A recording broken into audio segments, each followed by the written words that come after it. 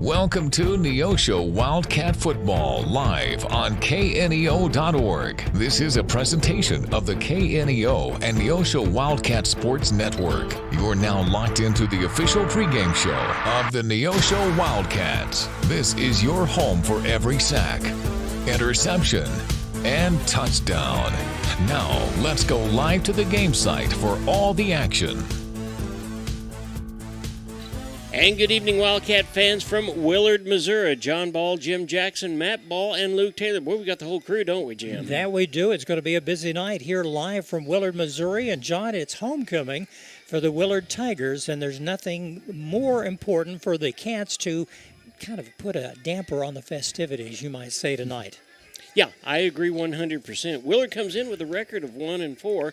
Their lone victory was against Waynesville. They beat them 34-7. Of course, the Cats beat Waynesville 72-21.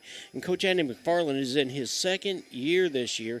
He brings back 16 starters from a team that showed a 2-8 record last year. He's got 9 on offense and 7 on defense. The O-line is anchored by Brody Lightfoot. He is, Jim, 6'8" and 330 pounds. He's going to be difficult to push around, but if there's anyone that can do so, is number 75 for the Wildcats. Yeah, most definitely he is. Hey, this particular squad has got 24 seniors on it. The backfield is going to be run by the quarterback, senior Tyler Davis, and his favorite wide receiver is J.J. Hutchinson. We've seen both of them play. This is the pregame show. It's being brought to you by ProLube, the Tire and Auto Center. We're going to take a 3-minute timeout, and we'll go right into our interview with Coach Towdy, and then we'll be back to talk more about the ball game, keys to the Cats, starting lineups, and much, much more. You're watching the Neosho Wildcats on the KNEO and Neosho Wildcat Sports Network. If you're a weekend warrior who likes to go, go, go, don't let pain put the brakes on your pace. When you need help with an injury that keeps you from moving, you want an orthopedic team with a proven track record. Freeman Orthopedics and Sports Medicine is nationally recognized, and were recently named CareCheck's #1 hospital in the market and top 10% hospital in the state for hip fracture repair. Freeman Orthopedics and Sports Medicine, the experience you need to keep pace with life. The Roper Kia 4-State Sports Report will provide up-to-the-minute scores and highlights from around the 4 states.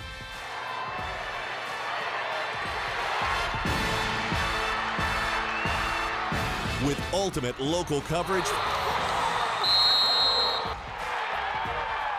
from all your favorite teams.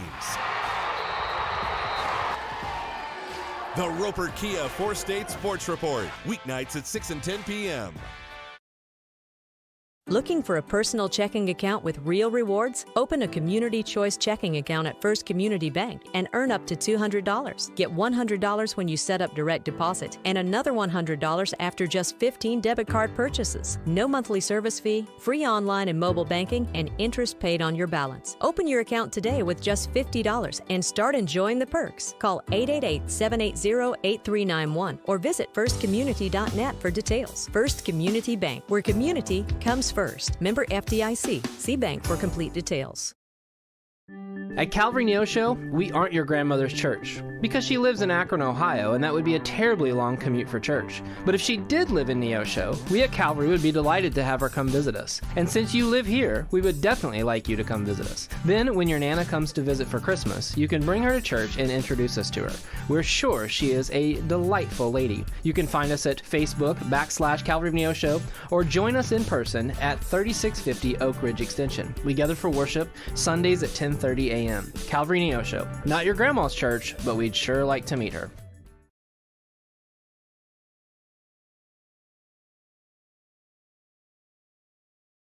No matter how miserable a man's existence, he does not want to die. Billy Graham. Immortality, however uncertain and vague it may be to multitudes of people, is nevertheless mortal man's greatest dream throughout the ages. And believe it or not, you can realize that dream. Your soul, the very essence of who you are, can live forever with God in heaven if you ask Jesus Christ to save you from your sins. The Bible says that the sting of death is sin. Jesus Christ conquered sin, death, and the grave, and is alive forevermore. This is the greatest truth that your ears can ever hear, that Jesus Christ died, but he rose again, that you too will die, but you can rise again into newness of life. Discover more about beginning a relationship with Jesus Christ at findpeacewithgod.net. That is findpeacewithgod.net from the Billy Graham Evangelistic Association. A proud supporter of local high school athletics is Numac Electric. Serving Newton and McDonald County, they provide power for area homes and businesses and want to wish all the athletes much success throughout the season. For online bill pay and account information, the website is numac.com or 417-451-1515. Numac Electric, proudly serving Newton and McDonald County, where their slogan is your touchstone energy partner. It's time for the Brandon Towdy Coaches Show. The Coaches Show is sponsored by Numac Electric. Now, here's Coach Brandon Towdy. Welcome to the Coach Brandon Towdy Show. I'm John Ball. And Coach, thank you so much for spending a little bit of time with us today. Yeah, I appreciate you having me on. Hey, I tell you what, it was we learned some really, really good things. We had some great takeaways from the ball game.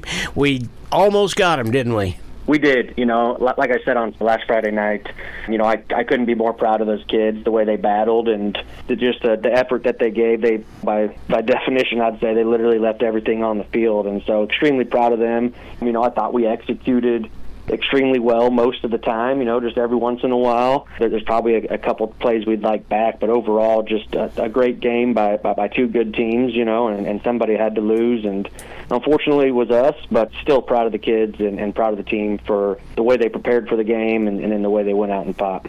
Well, I thought the fans on both sides were rewarded with a really, really great ball game. Yeah, you can't be disappointed in a game like that. You've got a little bit of a shootout where both offenses are executing really well, and it comes down to a three-point game. Anytime the game's decided by an onside kick at the end, it's an exciting game for the fans, and I got nothing but respect for Webb City and their coaching staff. Coach McFarland does a great job over there, and so nothing but respect to them. Tip the cap to them. They played a great game, but extremely proud of our staff and our players as well, and hopefully down the road we'll see them again in district play. Well, one of the Max Prep, in fact, showed that Blaine Patterson had a 156.3 passing rating. That's pretty good, but as we talked earlier, that means the whole team, doesn't it? It does. All that stuff goes into the passing rating, so, it's a credit to Blaine for the decisions he's making and the throws he's making, but it's really the offensive line protecting as well, and the receivers and running backs making plays and getting open and then making plays after they catch the ball as well. And so that's a full team stat as far as I'm concerned, and so extremely proud of those guys, and they've been efficient, and hopefully we can just keep that rolling. Well, we had 412 all-purpose yards, but the two guys in the backfield carried the load. Rome had 227 yards and 4 TDs. Patterson had a TD, and he had 58 yards. Yeah, those guys have been consistent all year long. Keyshawn's had numerous games over 200. I think it's 4 out of 5 or something like that. And so he's done a great job, just been extremely consistent. And like we've said all year, it all starts with those big guys up front. And, when you have an experienced offensive line that plays as physical as ours does, and then you put two dynamic playmakers behind them, it kind of makes things easy as a play caller at times because they're going to be able to get yards and make plays. And so just proud of those guys, and it's a testament to the work they've put in and the preparation they have every week to be ready for a Friday night. Well, just looking on the outside, you'd think that it wasn't much of a defensive ball game, but I got to tell you, our defense was flying around and making all kinds of tackles. Yeah, they were. We had a ton of tackles and did some really good things defensively. When you're playing a team like Webb City that's really explosive on offense, everybody's had trouble slowing them down. So they're going to get their points and they're going to get their yards. And so you just got to try and limit them when you can and take advantage of the mistakes they made. And they're doing the same thing to us. And so it's a great ball game. And, just unfortunately, they limited us just a little more than we were able to limit them. But still proud of our defense and our offense and our special teams, all three phases of the game. I thought played well at times, and obviously there's things to clean up in all three phases as well. But proud of where we're at. We just got to continue to grow and get better every day. Oliver Martin showed us a little bit of his basketball expertise, and that he timed and jumped perfectly to disrupt what would have been a pass for a touchdown. I mean, Oliver's grown so much this year with his first year coming out for football. And, we knew he was a good athlete. We've seen him on the court for years, being one of the better athletes out there. And so we knew he was capable of running and jumping, but his technique and just his discipline on the football field has gotten so much better. And he made a big, like you said, made a big play on defense, knocking the ball away. And then he had some big catches on offense as well. He had one down the sideline where he went up and got it. And, they called him out, but if he was out, it wasn't by much, from my view. And so it was just a great catch. But then he comes back and makes another catch on a comeback. And so he's been an explosive football player for us. He's touching the ball on special teams as well. And he's gotten better every week. And so, I'm excited to see, how much better he continues to get as the year goes on. Well, the three linebackers I'm talking about, Howard, McGehee, and Winkler, they made up over 50 tackles themselves. I mean, they did. They had a great game. When you're playing a team like Webb City that's going to run the ball right at you, and with the dive, the triple option, or their counter, or their ISO, all the things they do, they're coming right at you.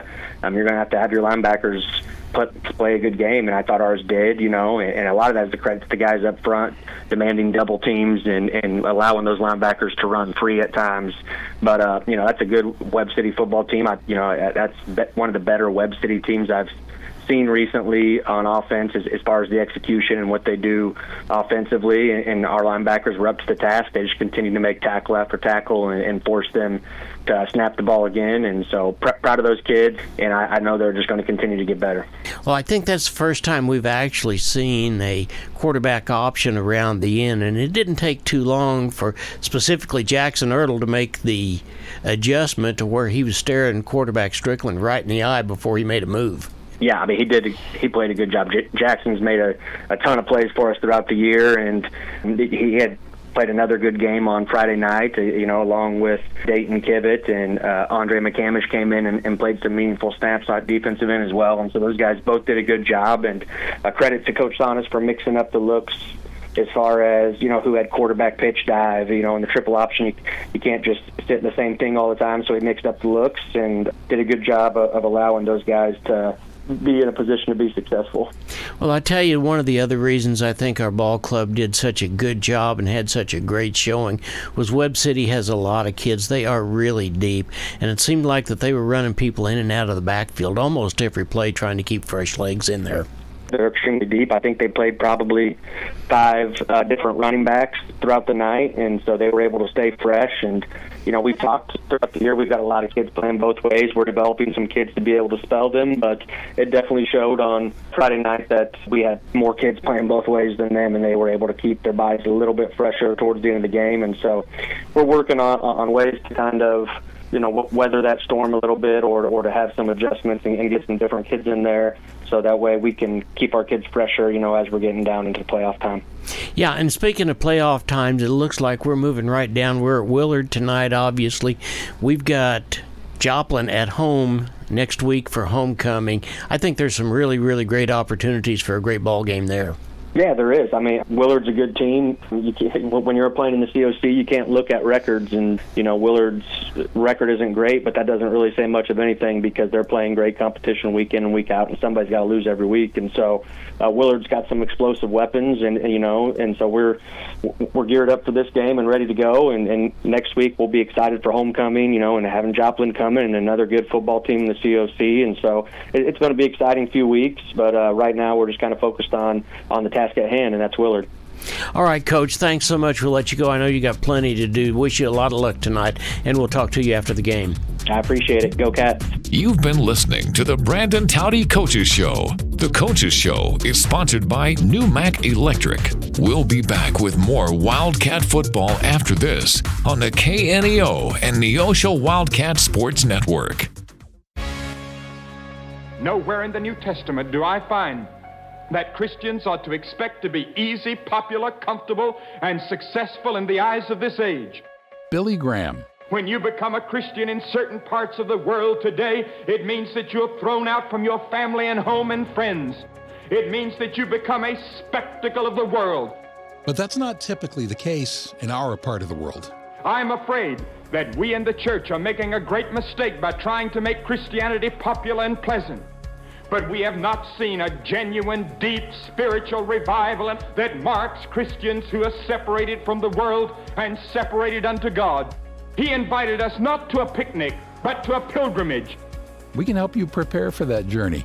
Go to findpeacewithgod.net and click on Grow in Your Christian Faith.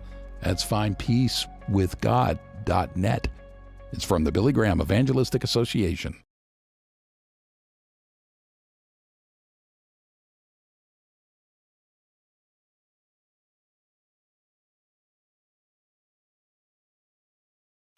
Amory Roofing and Construction, based in Seneca, Missouri, specialize in roofing, siding, guttering, remodels, decks, and new construction.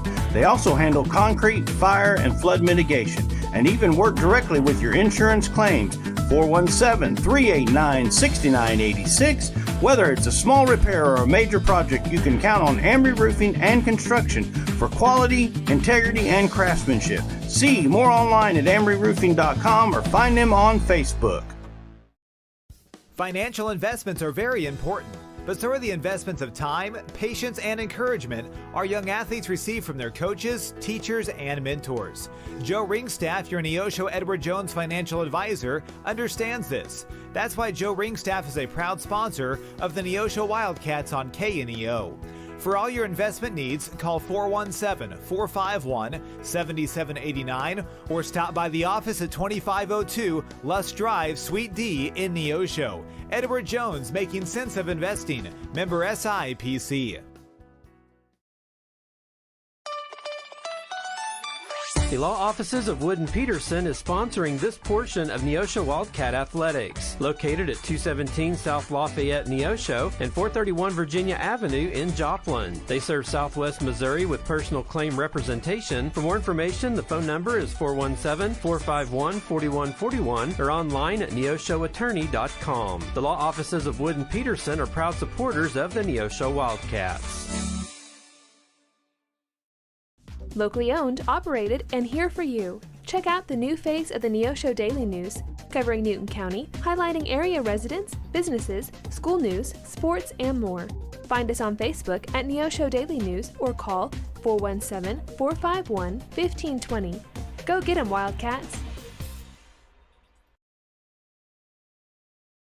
And welcome back to Willard, Missouri. John, Jim, Matt, and Luke. Hey, we want to thank all the folks back home at Neosho who are watching the ball game tonight. We hope it's going to be an exciting ball game. Jim, it is homecoming here at Willard. That it certainly is. The Cats coming in with a record of 4 wins and 1 loss. Willard Tigers 1 win, their lone win against Waynesville several weeks ago. They have 4 losses, and what the Cats will be looking at tonight, the Tigers give up 41 points per contest. The Cats, on the other hand, average scoring 48 points a game. So if the Cats can do what they have been doing the past 5 weeks, I think we'll go home victorious tonight, John. Yeah, I think we will. We took a tough loss back at the Bob Anderson Stadium last week at the hands of the Webb City Cardinals, 43-46. We had a total of 512 total yards. Keyshawn Rome rushed for well over 200, in fact 227 yards, and he had 4 TDs. Now he's rushed for over 200 yards 4 out of 5 ball games that we've had. And I say to Coach, Coach, boy, if I was Rome, I think I'd be buying those linemen breakfast every week. And here's what he told me. He told me that every week Boston Patterson's mom, Melissa, makes brownies, and they give to those linemen, and the linemen anticipate that. They do a good job to get those brownies. And Melissa is a good cook. We know that from raising 2 boys and a daughter. And the Cats, you know what I like, and you'll be talking about this and discussing this in Keys for the Cats momentarily. The Cats have struck first in all the ball games they've started this year, and even against Webb City last week. They will stun you right off the bat. They did that against Waynesville 12 seconds into the game, first play from scrimmage, an 80-yard touchdown run by Mr. Roan. Patterson had 91 yards in that ball game. Last week against Webb City, we did the same thing. We had runs of, Roan had runs of 55 and then 72 yards for touchdowns. Yeah, he did. And so for the season, it's safe to say he's already a 1,000-yard rusher, and this is just game number 6 for the year. Well, I tell you what, and what makes that even more impressive is on the defensive side of the ball. We had Lincoln Howard back last week. He had 6 tackles. Cayman Rome, who is a safety, came up with 12 tackles. Winkler had 17, and McGehee, their inside linebackers, had 19 tackles. Now, what does that all mean? Well, we're getting ready for district playoff before too long.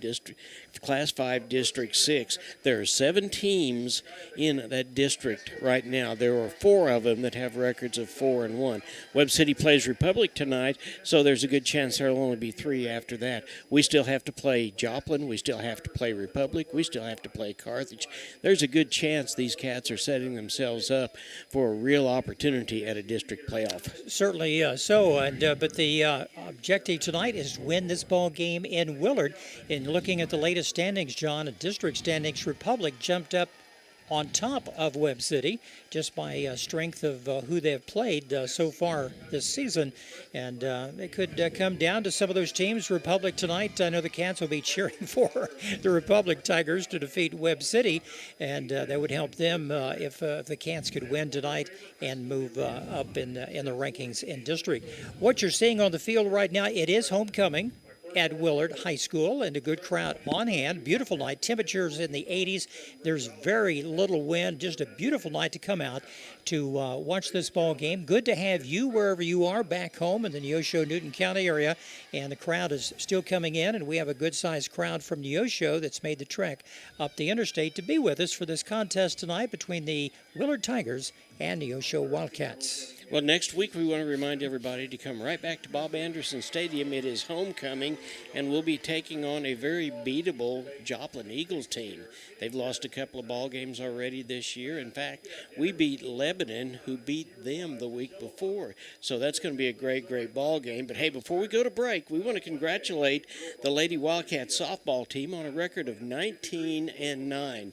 Now, they fell last night to a really tough Willard team, 1-0. They'll be back home on Tuesday night to play another COC rival in Parkview at the Marion Sports Complex, and hope they'll pick up their 20th game then. You're watching the Neosho Wildcats on the KNEO Neosho Wildcat Sports Network. This is the pregame show. It's being brought to you by ProLube, the Tire and Auto Center. We'll be right back. Compton CPA Group PC, located at 112 Northwood in Neosho, is a full-service accounting firm and is proud to support the Neosho Wildcats. Compton CPA Group PC can assist you at every stage of your financial life and help you work toward your financial goals. From tax preparation to bookkeeping services, Compton CPA Group PC has you covered. For all your tax and business affairs, call 417-451-2932 or learn more at ComptonCPAGroup.com. KNEO would like to thank the Big Nickel for sponsoring this portion of broadcasting on 91.7 FM. The Big Nickel is an advertising shopper for thousands of different items, from automobiles and livestock to help wanted and real estate. It covers a 70-mile radius in the 4-state area and is available in area businesses each week. Located at 1931 East 20th Street, Suite 103 in Joplin, Missouri. Their telephone number is 417-624-4100. Forbes asked, and the people answered. Missouri Farm Bureau Insurance is one of America's best insurance companies. Forbes recognizes what our customers have known for generations. We are committed to protecting families and the lives they built. For auto, home, life, and business protection, call Missouri Farm Bureau Insurance. We've got Missouri covered. I am Josh Dodson with Missouri Farm Bureau Insurance Services. If you're in Missouri, I'm for you.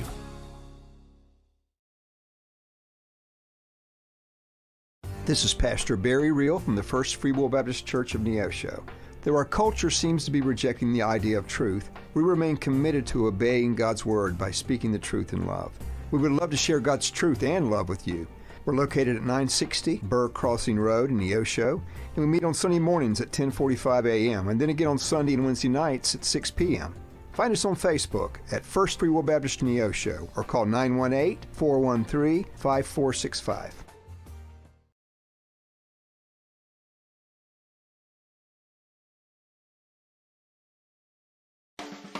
A proud supporter of local high school athletics is Numac Electric. Serving Newton and McDonald County, they provide power for area homes and businesses and want to wish all the athletes much success throughout the season. For online bill pay and account information, the website is numac.com or 417-451-1515. Numac Electric, proudly serving Newton and McDonald County, where their slogan is your touchstone energy partner. Hi, I'm Pastor Jeremy Bridges with the Canopy Church. And I want to take 30 seconds today to encourage you to pray. Because our prayers have the power to move heaven. James 5 says the prayer of a righteous person is powerful and effective. When we pray, God listens. When we pray, situations can change. When we pray, miracles can happen. And heaven moves on our behalf, simply because we pray. Take some time today and pray. For KNEO Radio, I'm Jeremy Bridges.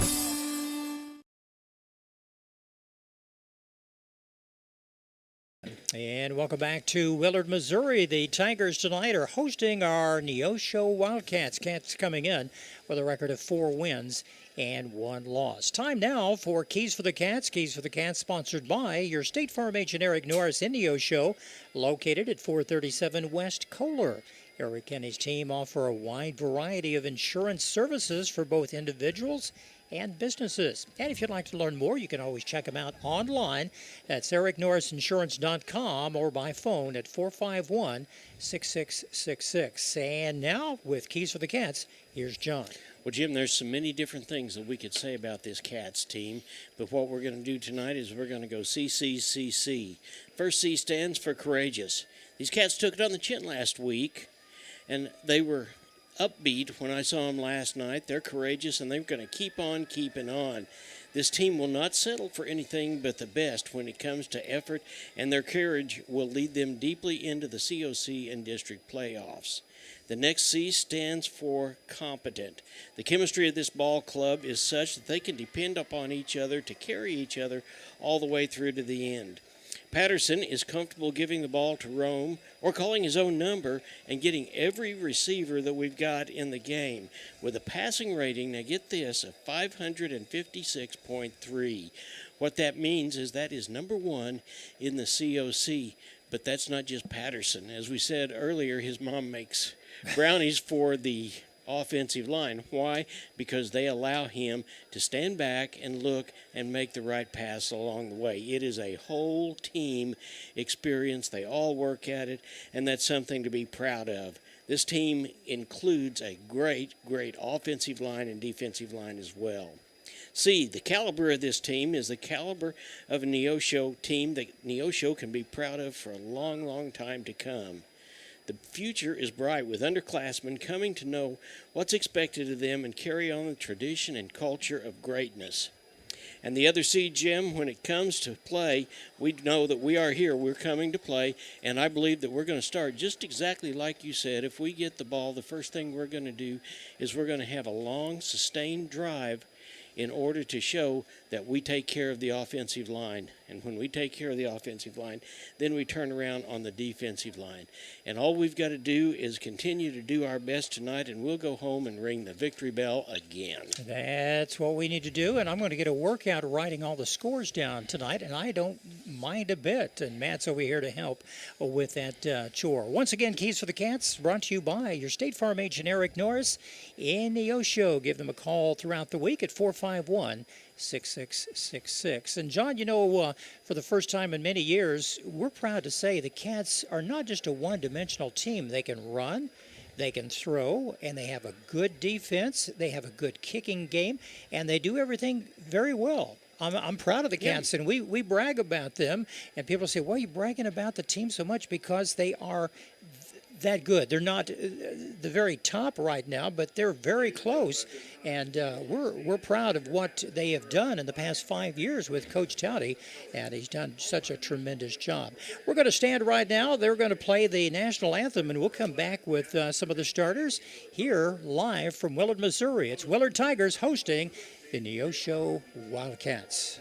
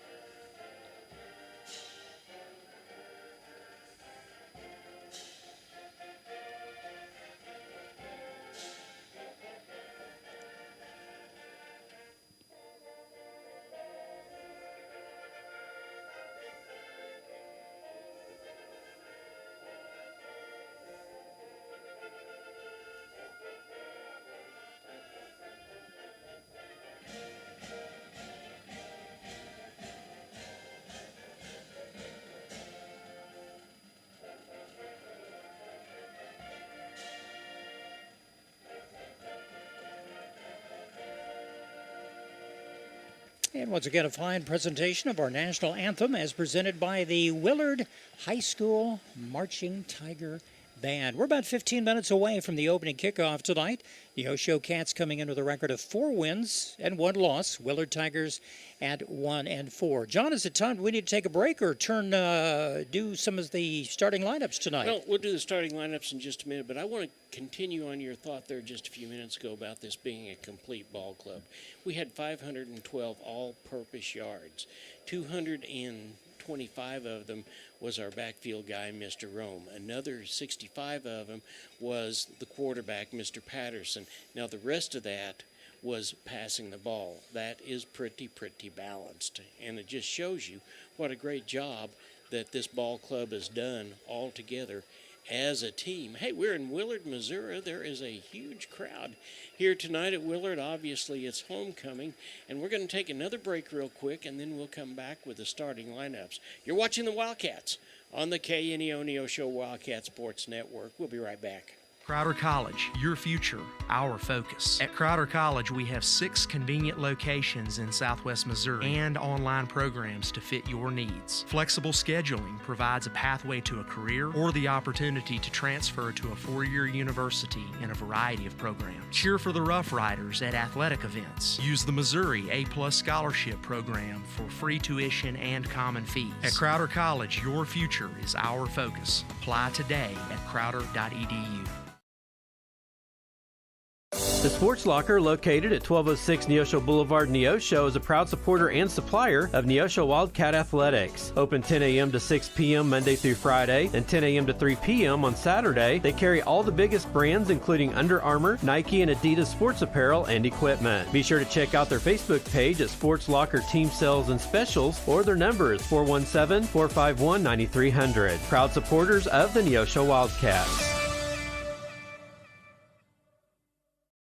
The Freeman Family YMCA is a proud sponsor of high school sports. Serving the 4-state area, the Freeman Family Y believes in putting Christian principles into practice through programs, building a healthy spirit, mind, and body. With 2 locations to serve the area in Grove, Oklahoma, and Neosho, the Freeman Family Y open 5:30 to 9 Monday through Saturday, 1 to 5 on Sunday. For more information, you can go online to ymcaswmo.org or call us at 417-455-9999. Southwest Missouri Bank in Neosho serves the Neosho area from 2 locations. They offer business banking services including checking and savings accounts, business loans, and electronic banking. Learn more online at smbonline.com. Southwest Missouri Bank, a proud sponsor of community broadcasting on KNEO, equal housing lender, member FDIC, where their slogan is Southwest Missouri Bank, we can do that.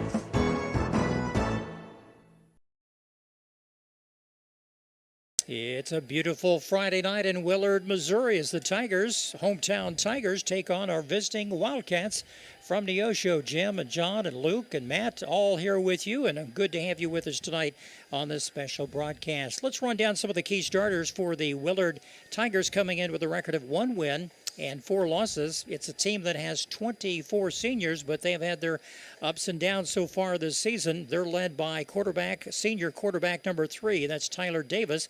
Also, some of the wideouts tonight will be Keyshawn Close, Jonathan Huskins Jr., Kason Kirky will be another top wide receiver. Preston Barclay will be a tight end.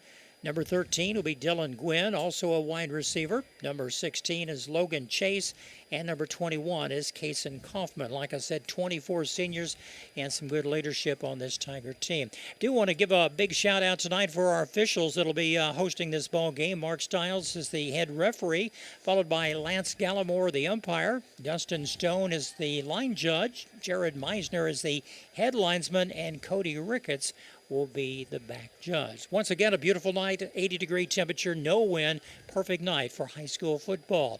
And now with a look at the lineup for the Neosho Wildcats, here's John. Thank you, Jim. Cats come in with a record of 4-1. Head coach is Brandon Towdy. Offensive coordinator is Dayton Whitehead. Defensive coordinator is Josh Sonis. We'll start with the offensive line. Number 75, Everson Tomlinson, 6'3", 315 pounds. Next to him in a guard position, number 52, is Gabe Bastide, another senior, 5'10", 230 pounds. The center is Michael Shellhorn. He's a junior, 5'11", 245. Romario Fluentes is a guard on the other side. He's 5'8", goes 240. Tackle on the other side is Jackson Ertl, number 55, a junior. He's 6'3" and goes 241. In the backfield, quarterback junior, Blaine Patterson. I started to say Boston. Blaine Patterson, a junior. He is 6'1" and 183. Keyshawn Rome, number 5, a senior, is in the backfield with him. He is 5'9" and 185. Wide receivers are going to be Lincoln Howard, number 2. Number 1, Mason Spiva. Number 25, Brock Pyle. He'll be the guy, Jim, that we will see in motion an awful lot, and he'll slip into the slot position on a regular basis. And then one of the guys of late that has really come into his own, a wide receiver, number 3, is Haven Plummer. He's a junior, and he is 6 foot and 180. Defensively, many of the same people. Evenson Tomlinson will be a defensive tackle, as well as Gabe Bastide. Jackson Ertl will be a defensive end. Caleb Wilfong will be a defensive end. In the backfield, it'll be Kobe McGehee, a linebacker, Nate Winkler, a linebacker, and Lincoln Howard, a linebacker. Defensive backs will be Oliver Martin, a senior who has come into his own, has not played football since he was a freshman, and we saw what it was like. We've seen him play basketball a lot, but his timing jumps up and disrupts a lot of passes. Another senior is Cayman Rome. He also is the guy that will take the kickoffs back, along with Plummer in the backfield, and again Mason Spiva. That rounds it out for the Cats, Jim.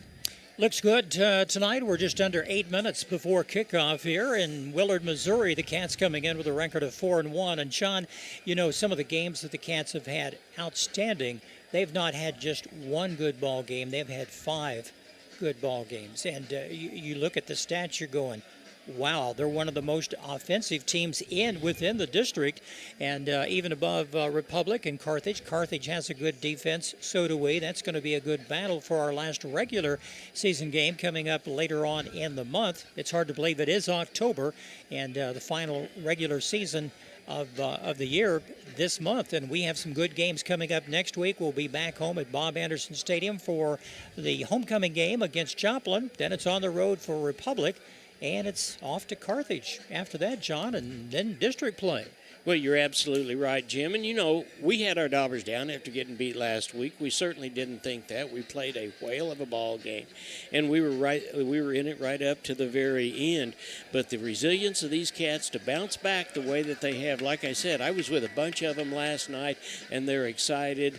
We talked to Keyshawn Rome, and I said, you know, when we were here the last time, Seiler was the halfback, and he rushed for over 270 yards, and Rome looks at me and he says, I got to beat that. He certainly I got to does. do that. And Brock Pyle, who's the guy that normally is the first man through for him, said, I'm going to make sure that happens.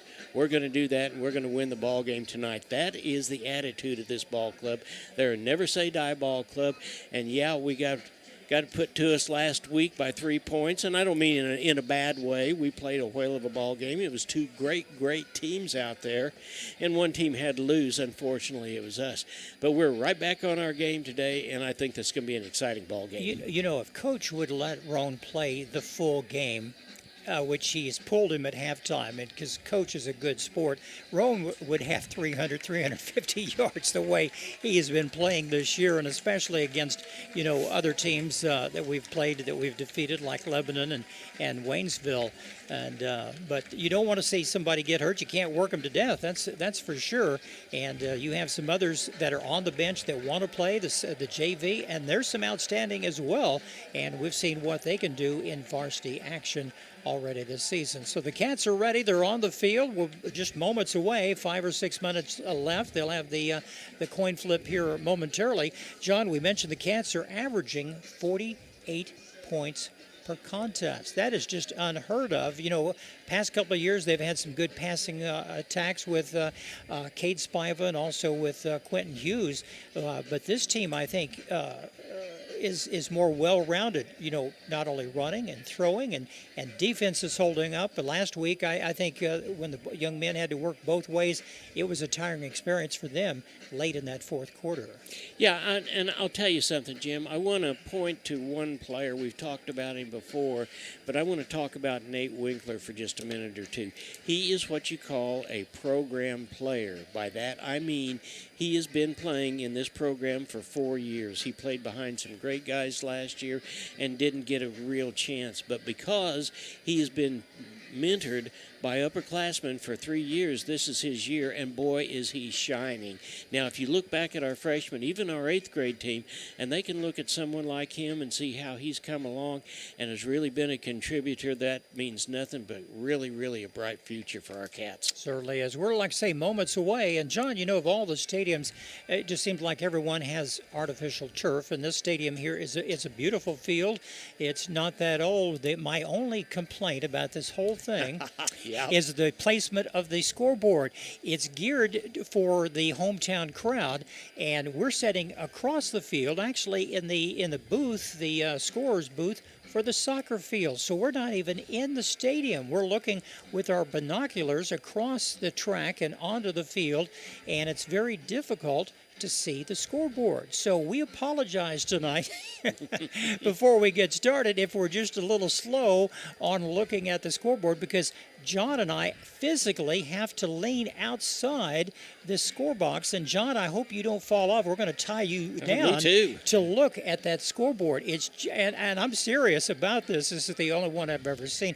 But other than that, the administration and the athletic director, everybody is extremely nice here at Willard High School, and they have been for the past 5 years since John and I have been coming up here. But tonight could be the Cats' night again. I think they're going to get back on the winning track if they do everything. But John, you know, historically the past 5 years, Willard has played Neosho extremely tough, whether it's in their house or at Bob Anderson Stadium. They've had some good games. 2 years ago, actually 3 years ago, back in August of 22, it was that 79-72 shootout. Yes, it was. And Cats won that ball game back and forth. We had 56 points by halftime. Just unreal.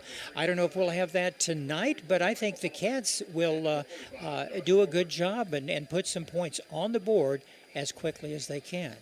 Well, the Cats are out there on the field in the form of their captains. From my left, it is Pyle, McGehee, Patterson, and then Tomlinson. They're out there. They've been the captains, voted by their peers to be the captains, and they're out there getting ready for the flip of the coin, the official, the white hat, is out there, and he is explaining to them the difference between heads and tails. Now, I'm not sure why they have to do that, Jim, but it always is. It's customary, Yeah. that's for sure. And, we, throughout the ball game tonight, we'll also try to give you some updates on some scores around the COC and the Ozark Conference. And, games of interest to Neosho. One is that Republic Webb City ball game, and that's also getting ready to kick off tonight. That'll be a good ball game. Carthage will be playing, Joplin will be playing, and we'll be back at home next Friday night in Neosho to take on the Joplin Eagles. It's homecoming night next Friday for the Wildcats. But tonight it's homecoming in Willard, and the Cats would like nothing more than to spoil all the festivities and bring home another victory and improve their record to 5-1. Most definitely. Speaking of the Wildcats, it's all the Wildcats all the time. Check out the Neosho Wildcat portal on our dedicated portal at kneo.org. It's a site dedicated completely to your Neosho Wildcats. Watch the games live and see the upcoming game schedule in Neosho for the Neosho Wildcats portal at www.kneo.org. And we say that and say that you can see the ball game through the portal, but welcome to all of our fans that are out there that are watching on YouTube. The Cats have changed this year, and we're on YouTube as well, and hope that it's going to be a great experience, whether you're sitting in your living room, whether you're with a group of people out there all watching the ball game or whatever it might be. We hope to bring you the very best. Well, the Cats have won the toss. They've elected to kick off, and the Cats tonight coming in their white jerseys, black pants, and the Tigers, all black uniforms tonight. And such a gorgeous night, good crowd. Like I said, homecoming, a good crowd here from Neosho, and good to have you with us at home. And I hope you're putting us on the big screen TV. You know, John, I understand it looks better on the big screen TV than it does your little small adapter or small laptop. And but whatever, it's good to have you with us tonight for sure. Yeah, we're excited. The Cats are getting ready to kick the ball off, and that looks like that is Tanner Shoddy out there. Tanner Shoddy is another one of those kids. He's a sophomore, and he has really come into his own. He kicks off for us. He makes tackles. He also plays defense when necessary, and he has the ability to either pooch kick the ball, kick it high up in the air short, or kick it into the end zone. Well, it's almost 7 o'clock. You're in tune to the KNEO Wildcat Sports Network with John and Matt and Luke and Jim. Good to have you with us tonight live from Willard, Missouri. We are set. Mr. Shoddy ready to kick off from his own 40-yard line. Two men are back deep for the Tigers. Jonathan Hutchinson and Dylan Gann are back to get the ball. It's going to be taken on the 13-yard line, far side of the field, and he's brought down by a host of Cats, pushed out of bounds, just shy of the 30-yard line. Well, that was number 9, Luke Thomas, is a senior, and he is also he's a sophomore, and he's also a tight end. Well, they've moved it back, and the ball will start on the 29-yard line. 1st and 10, Tigers. They're led by senior quarterback number 3, Tyler Davis. He'll have several backs in and out throughout the ball game. Like I said, they have 24 seniors on this Tiger team, but they just have a record of 1 win and 4 losses. That lone victory against Waynesville. Here's the quarterback handoff right off the right side. Looks like number 23. That is James Slaughter, and he picks up about 4 on the play, and he was tackled by Big Evenson Tomlinson.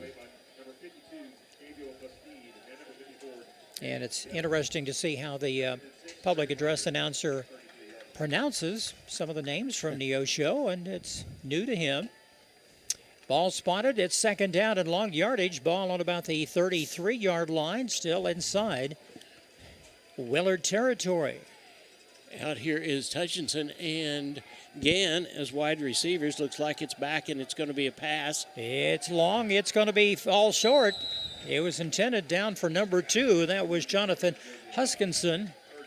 Yeah, and we know that J.J. Hutchinson, he's a senior. He was a second-team all-conference guy last year, and it was a first-team all-area, and he is obviously the favorite target of Tyler Davis. 3rd down and 6 for the Tigers from their own 33-yard line.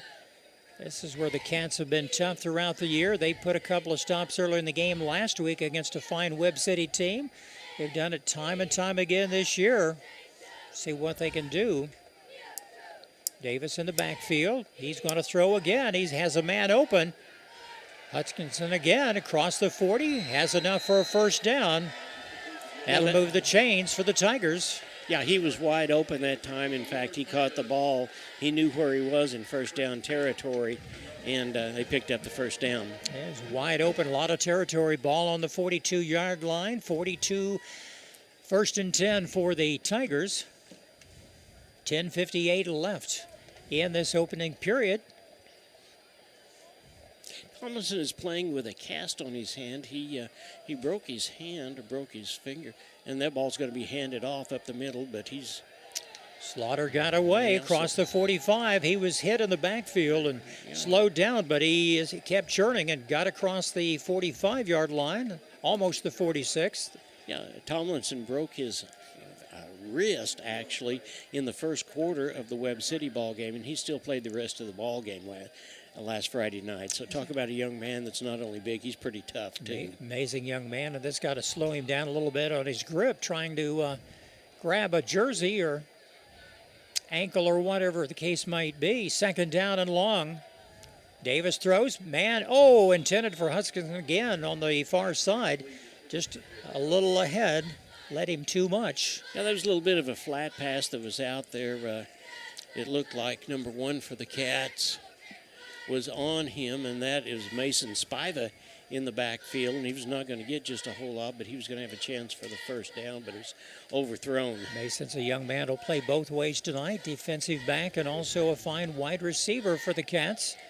It's third down and 6, ball spotted on the 46-yard line. Still inside Willard territory. I would expect that. There's offside against the Cats. Yeah, that was Erdl a little bit too quick getting across the line, and that is not going to give him the first down, but it'll be a little bit closer and be much more manageable. It's going to be third down and about 1. You're right. They'll move it across midfield. I like the location right there because we're across the field. We're not, like I said, we're not even in the stadium watching this ball game, John. No, we're not, but it certainly is a good view, and I hope our fans are enjoying the view. It's a little down there closer to the field, so we'll get hopefully to see a little bit more and see some plays as they develop. Third down and 1 from the 49-yard line inside Neosho territory. The Tigers are on the march.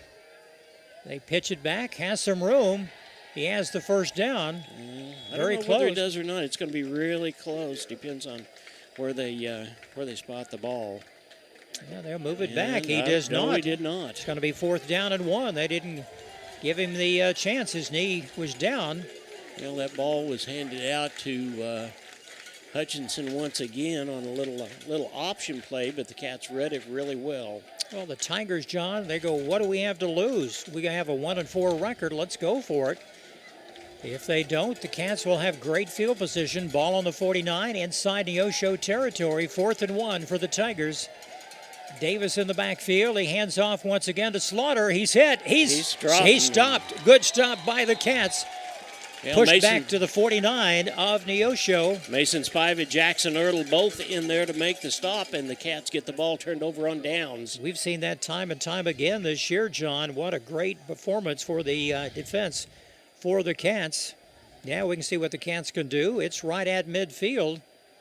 1st and 10.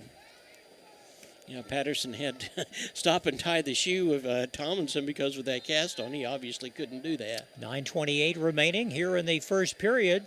Patterson the backfield along with number 5, Mr. Roan. Brock Pyle and Mr. Plummer on the near side. The wideouts. It's a low snap. He's just going to go down. Yeah, he's going to drop right there on it. He's going to lose 5 yards. Smart play by Patterson. It was a low snap, and they were right on top of him. It'll be 2nd down and 15 to go for the Cats. Ball spotted on the 45-yard line. Back inside Neosho territory. Long snap count. There's a handoff to Roan. He's hit at the line, gain of maybe a half yard, and that's it. Nothing. Yeah, he didn't even get back to the original line of scrimmage. So.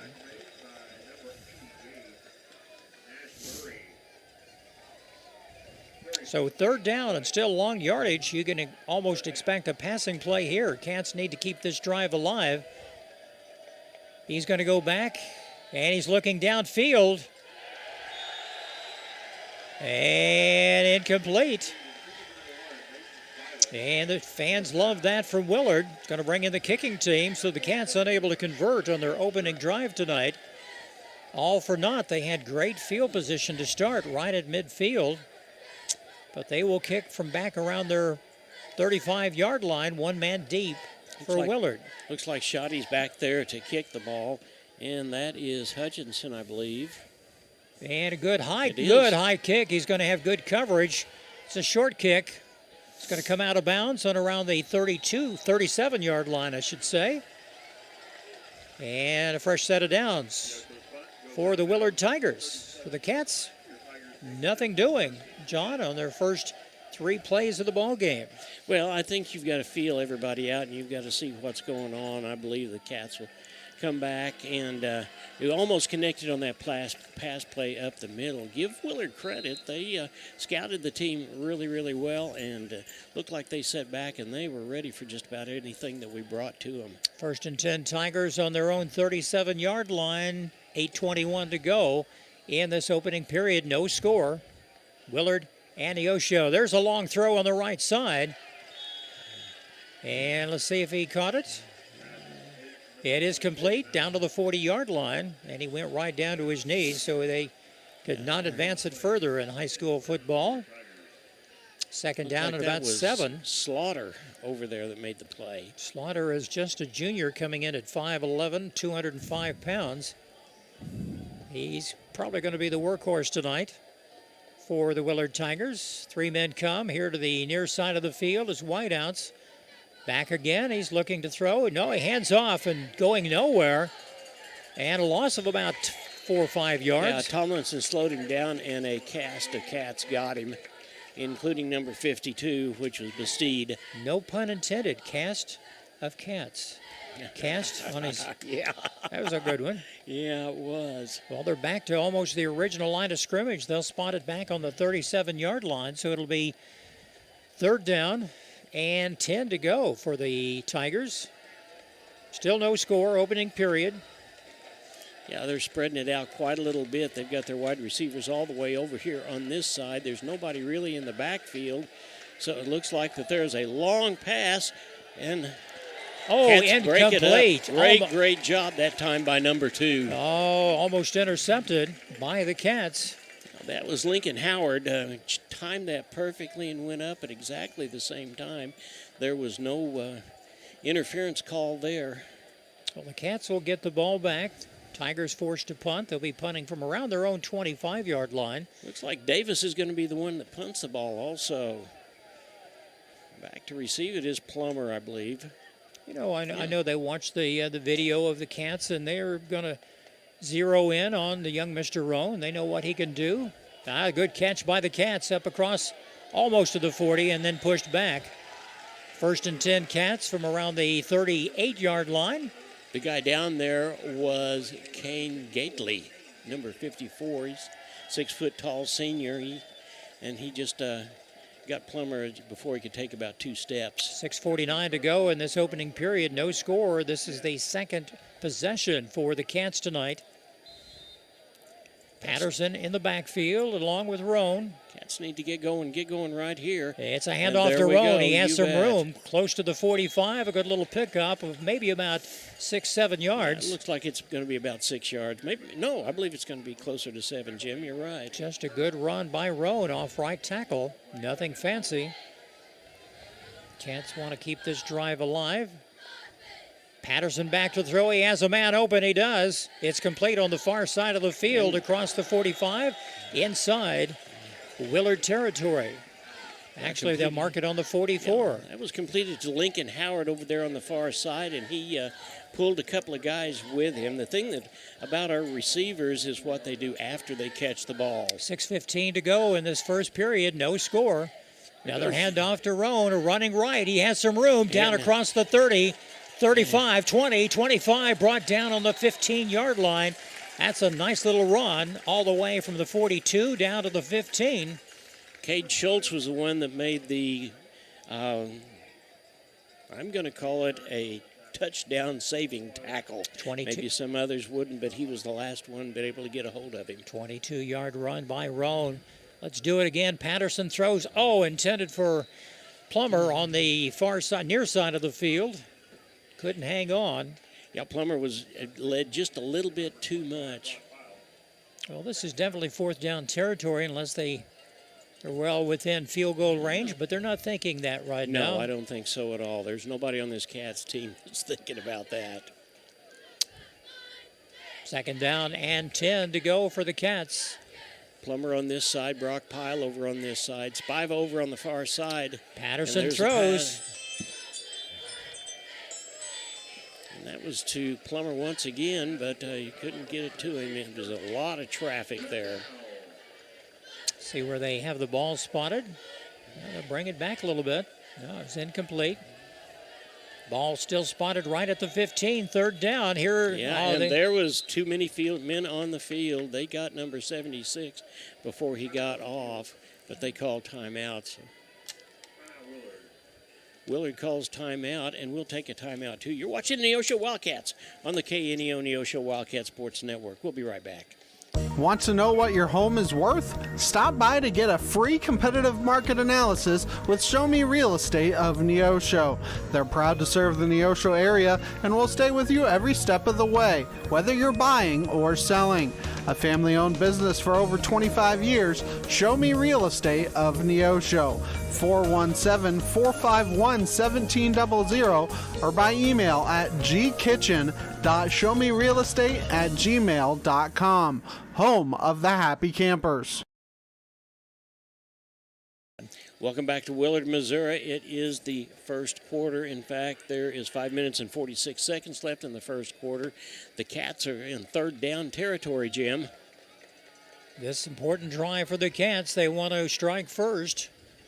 Patterson in the backfield. Several pass attempts have been knocked down. They're going to throw again. He has a man open in the end zone. Overthrown again for Plummer on the right side down at the 5. It'll bring up fourth down. Yeah, he has gone to Plummer 3 times now, so we may see something else. The Cats have got not turned the ball over on downs right here, even though would be pinning them back. You want to come away with points, fourth down, and the time-wise, it's a little over 5 minutes to go in this opening period. See what the Cats can do. Yeah, Rome is over on the far side. Now he's going to jump into a slot position. 4 men out. He's got a man open. Oh, down at the goal line. Yes, sir. That was Mason Spiva, and he is right there at the goal line. I don't believe it's a touchdown. Sliding catch. And, but it was a great catch there by Spiva. Right at the 1 yard line. So the Cats convert on 4th and 10 from the 15 down to the 1 yard line. First and goal, Cats. Number 13 is in the ball game for the Cats. Raw handoff to Roan. Touchdown, Wildcats. 1 yard touchdown run by the young Mr. Roan. And the Cats strike first tonight with the extra point attempt coming. That came with 5:21 to go in this opening period. Nice little drive by the Cats. Well, I think it was important. We did what we had to do in order to get the ball into the end zone. It was a great catch by Spiva. It was a sliding catch, and then Rome just went on in for the touchdown. Here's the extra point. The kick is up. It is good, and our score with 5:21 left to go in the first period. It's Neosho 7, Willard nothing. We'll return after this on the KNEO Wildcat Sports Network.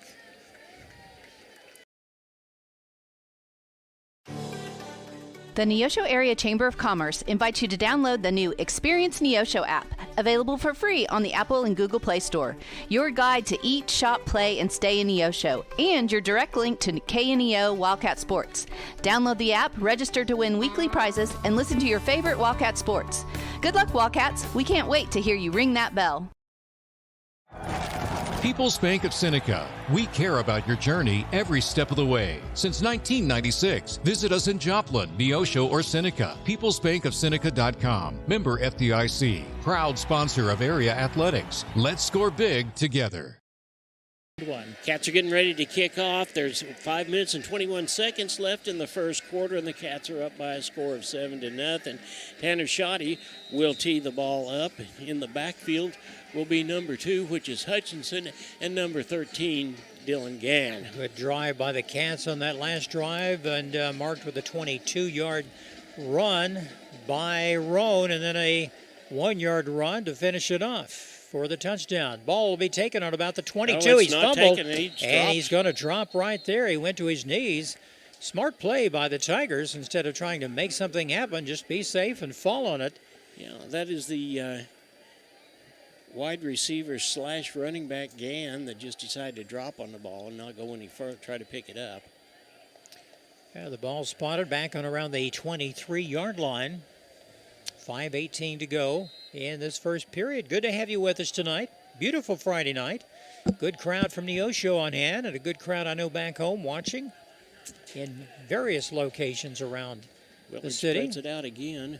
Davis back to throw. He has a man open, and it's caught by number 13, and that's brought down by Lincoln Howard. Number 13 is Dylan Gann. Yep, and nice catch. He caught that before it hit the ground. It was a low pass. Matt, are you getting a picture of that sunset tonight? Yeah, it's just a beautiful night, and we're near the airport, Springfield Airport. Actually, it's just 6 or 7 miles outside of Springfield, near the Springfield Airport. We see a lot of drones and airplanes. And wide receivers are out over on the far side now.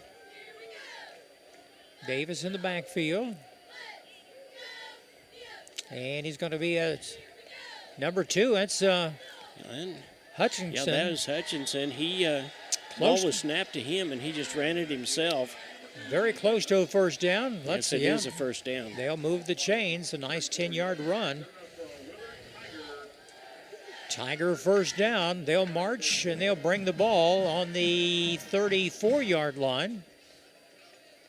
Like I say, this scoreboard is totally different what we're used to. It's facing the hometown crowd. We're on the other side of the stadium. Actually, we're sitting outside the stadium. Coach Andy McFarland in his second year of their first time. It was a nice job that time by number 8, Tanner Shoddy, playing defense on Hutchinson, and that ball was just a little bit overthrown. He could see that. He read that very well.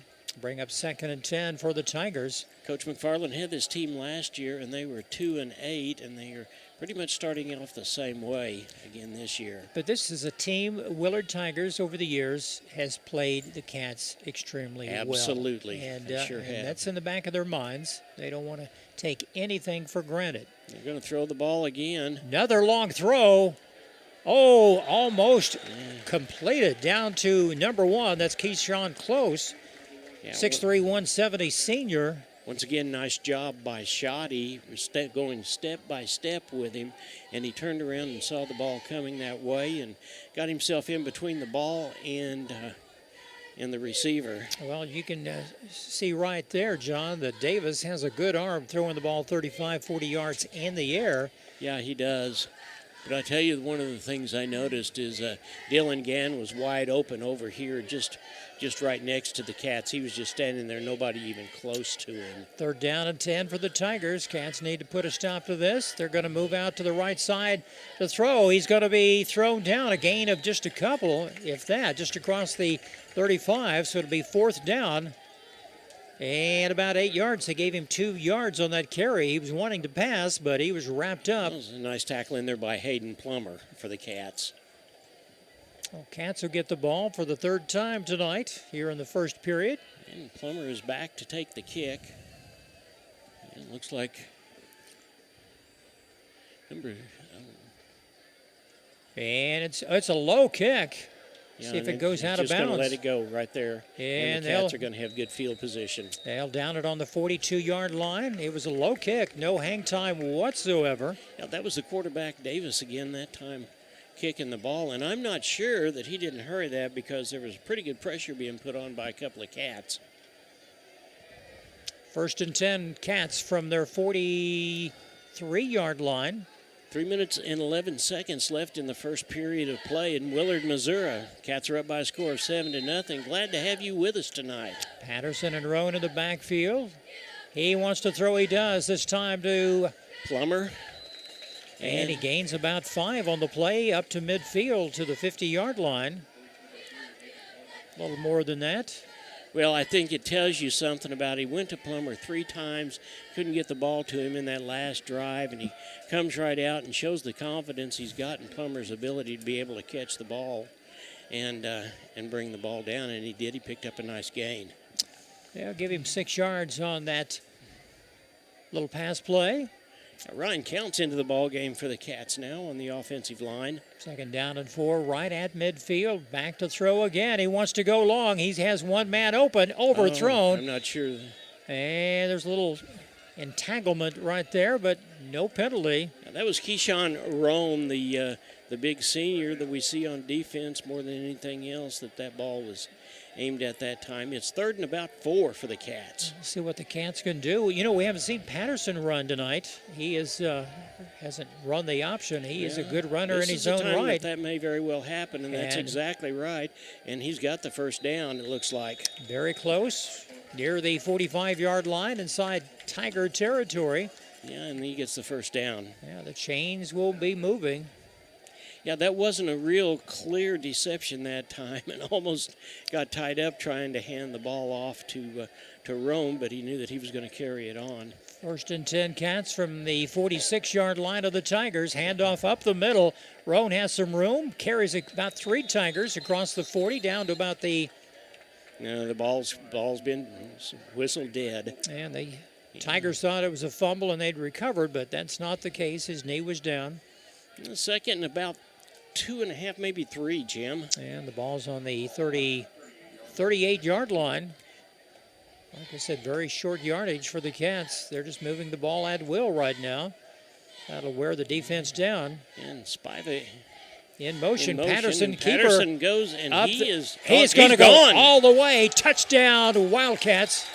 Touchdown, Blaine Patterson. And that's a nice 37-yard touchdown run right up the middle for Blaine Patterson.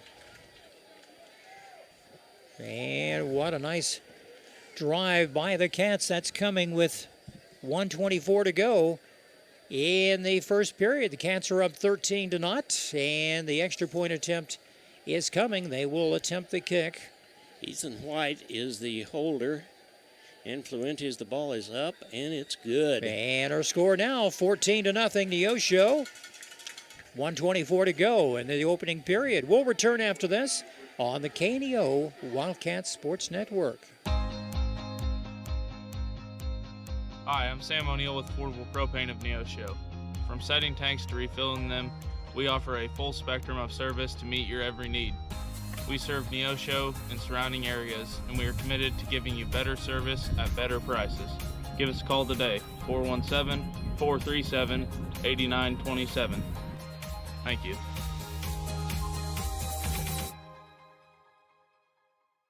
If you're a weekend warrior who likes to go, go, go, don't let pain put the brakes on your pace. When you need help with an injury that keeps you from moving, you want an orthopedic team with a proven track record. Freeman Orthopedics and Sports Medicine is nationally recognized, and were recently named CareCheck's #1 hospital in the market and top 10% hospital in the state for hip fracture repair. Freeman Orthopedics and Sports Medicine, the experience you need to keep pace with life. Tanner Schotte's getting ready to kick the ball off. There's 1:24 left in the... What a nice drive by the Cats, capped by a 37-yard touchdown run by quarterback Blaine Patterson. The kick is a little short, taken on the 25-yard line.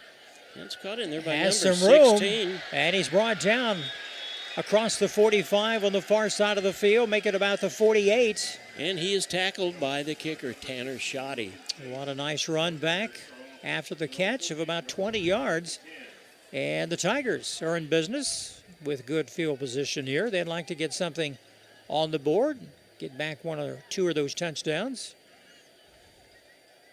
Cats have played well, both offensively and on defense. Cats have scored on their last 2 possessions tonight. They've had the ball 3 times. Well, this has turned into nothing but a passing game, and there's another one. And he's going to be caught that time by number 1, and that is Spiva, Mason Spiva. Nice tackle, and not much yardage, gain of about 4 on the play, just inside Neosho territory. Martin came across to make the tackle, and the other wide receiver kind of played a little bit of interference and got himself between Martin and the receiver, and Spiva was right there to clean it up. The clock is winding down. We're under a minute to play, down to 40 seconds actually. Second down and about 6 to go for the Tigers. Davis back, hands off to the first man through, has some room. Shy of the first down.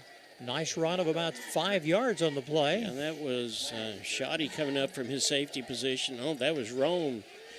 Cayman Roan come up from his safety position in order to make that tackle. Third down and short. Time is running out. We're down to 15 seconds. Play clock still at 22 seconds. Plenty of time. See if they get this off. It looks like they're probably just going to wait and let the clock run down. Yeah, they can do that. And that's the end of the first period. Our score, Neosho 14, Willard nothing. We'll take a quick timeout and return after this on the KNEO Wildcat Sports Network. Amory Roofing and Construction, based in Seneca, Missouri, specialize in roofing, siding, guttering, remodels, decks, and new construction. They also handle concrete, fire, and flood mitigation, and even work directly with your insurance claims. 417-389-6986. Whether it's a small repair or a major project, you can count on Amory Roofing and Construction for quality, integrity, and craftsmanship. See more online at amoryroofing.com or find them on Facebook.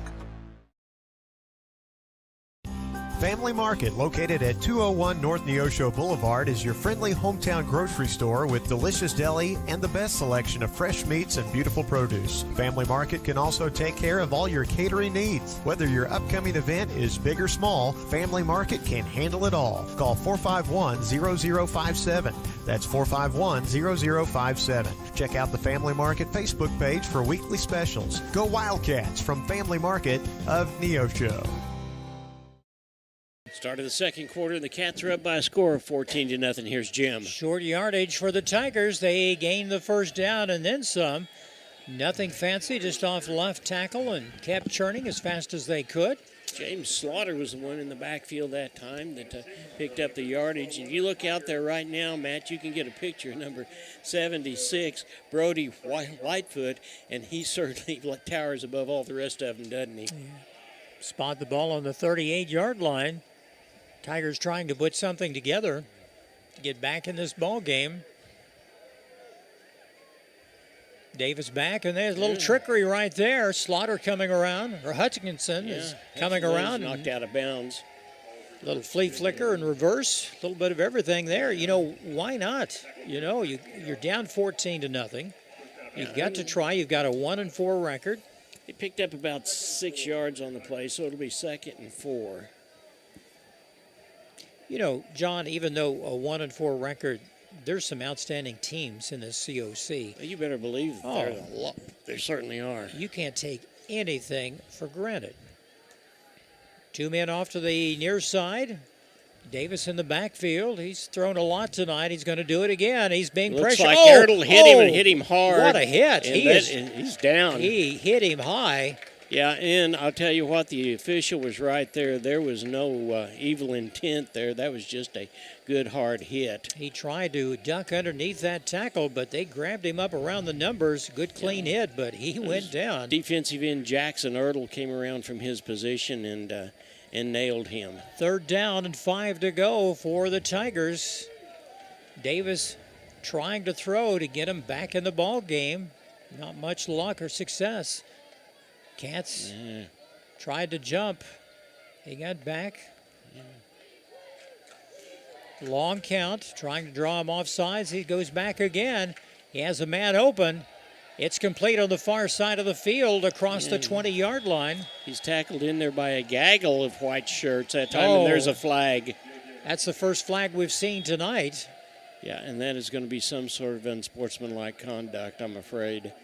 And I would guess by virtue of the fact it was a lot of cats that may be who it was. There's another flag. Oh, and that flag is on number 56.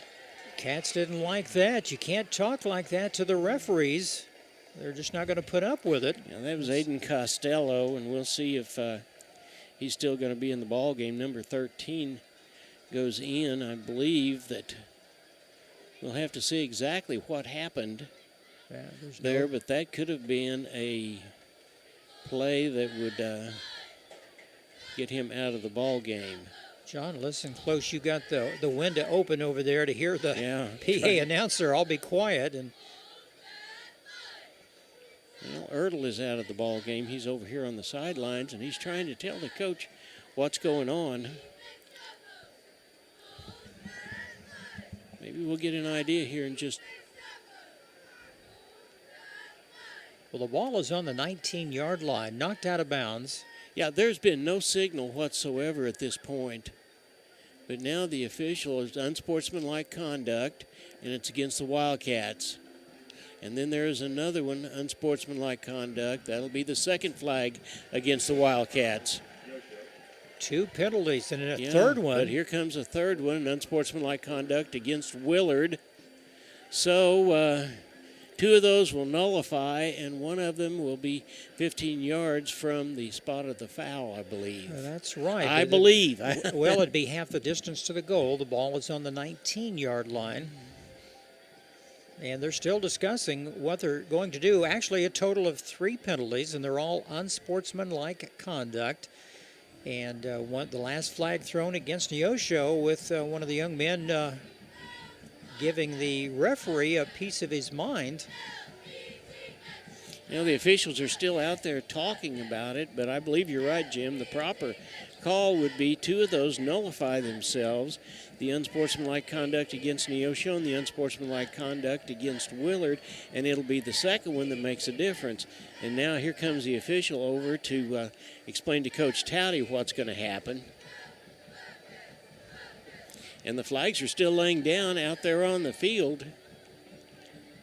Well, the play ended with, it's a first down play. Tigers gained enough yardage across the 20, almost to the 19-yard line, pushed out of bounds on the far side of the field, and that's when the dirty laundry started flying left and right. It did.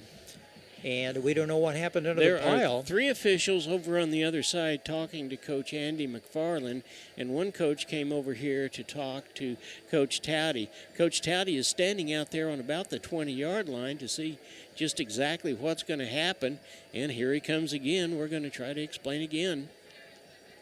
Well, what's going on? There's 11 minutes and 11 seconds left in the half. Cats are up by a score of 14-0, and it's quite a little conference that's going on out there. Flags have been picked up, and here comes the white hat and the line judge to tell Coach Towdy what's going to happen. And it looks like you're right, Jim. They're going to take the ball down half the distance of the goal. Should be spotted down to around the 9-yard line. That's That's where the ball will go. No, they're going down another. They're going the whole 15 yards. Come on. It's half. Now it's going back the other way, 15 yards. And then they'll come back another 15 yards if it looks like it to me, so we'll see. No, it comes back 15 yards, and that's where it'll be, but it's a first down, and it is about the 20-yard line. That is the strangest thing I've seen, John. They marked it off. Then they came back, and it's the original place where he went out of bounds. It's like nothing happened. Yeah, and here comes another official over to talk to Coach Towdy.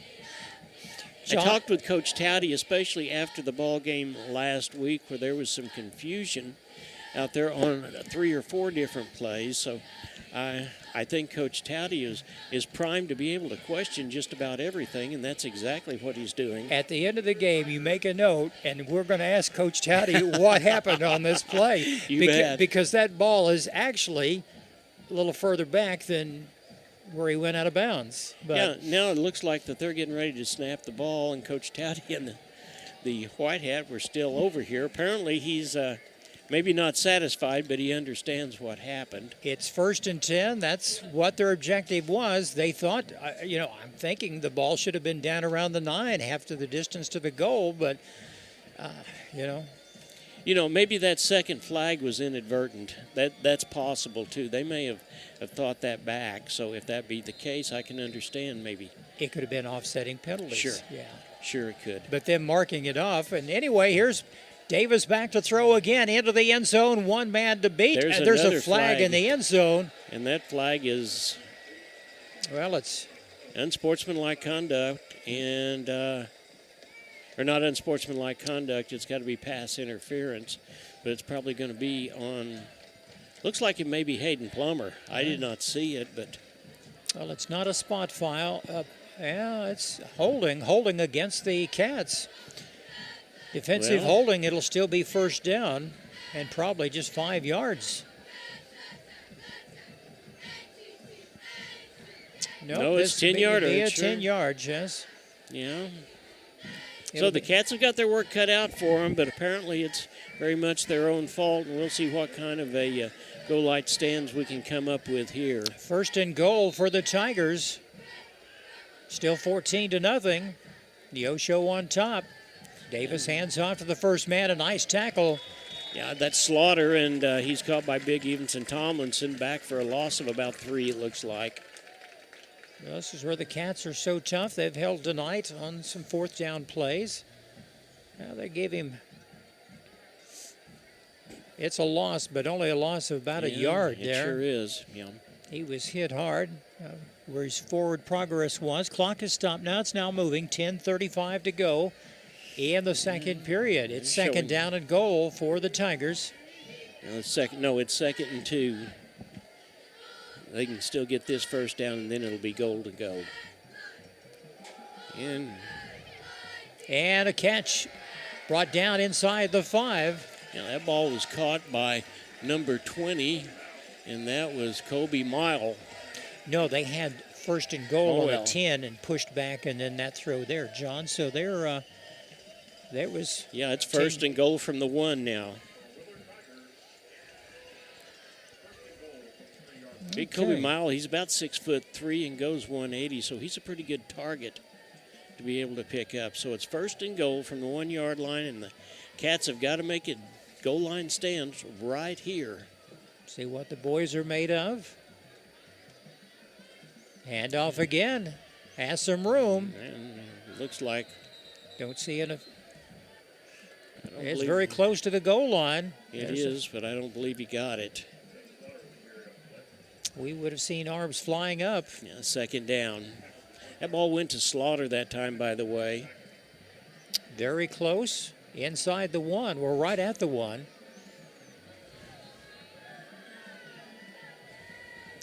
Cats trying to put a stop. They've led throughout this ball game 14-0. Been a good drive by the Tigers, marred by penalties. Yeah, here comes a quarterback calling his own number, and there's a touchdown. Touchdown, Tigers. Touchdown run coming at the 9:10 mark in the second period. So the Tigers trying to get back in this ball game. Yeah, I'm trying to see just exactly who made that score. But they'll go back and they'll try to kick the extra point now. I believe that was Slaughter that made the touchdown.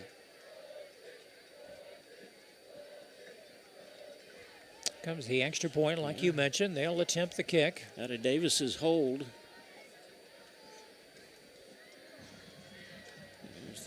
Down and up.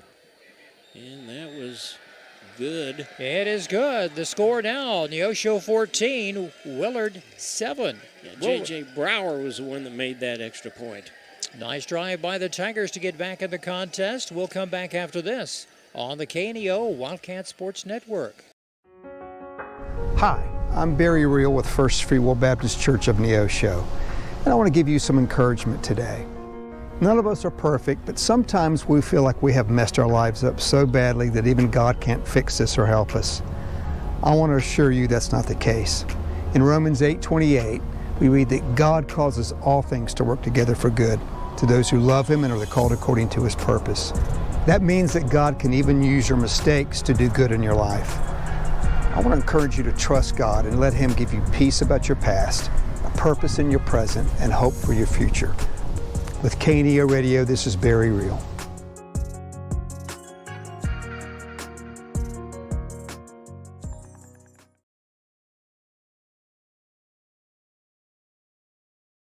Looks like number 88 is going to be kicking the ball off, and that is Murray Nash. He's also a defensive tight end, and back to take the ball is Rome and number 3, Aiden Plummer. Well, the Tigers are back in the game. They're just down by 7.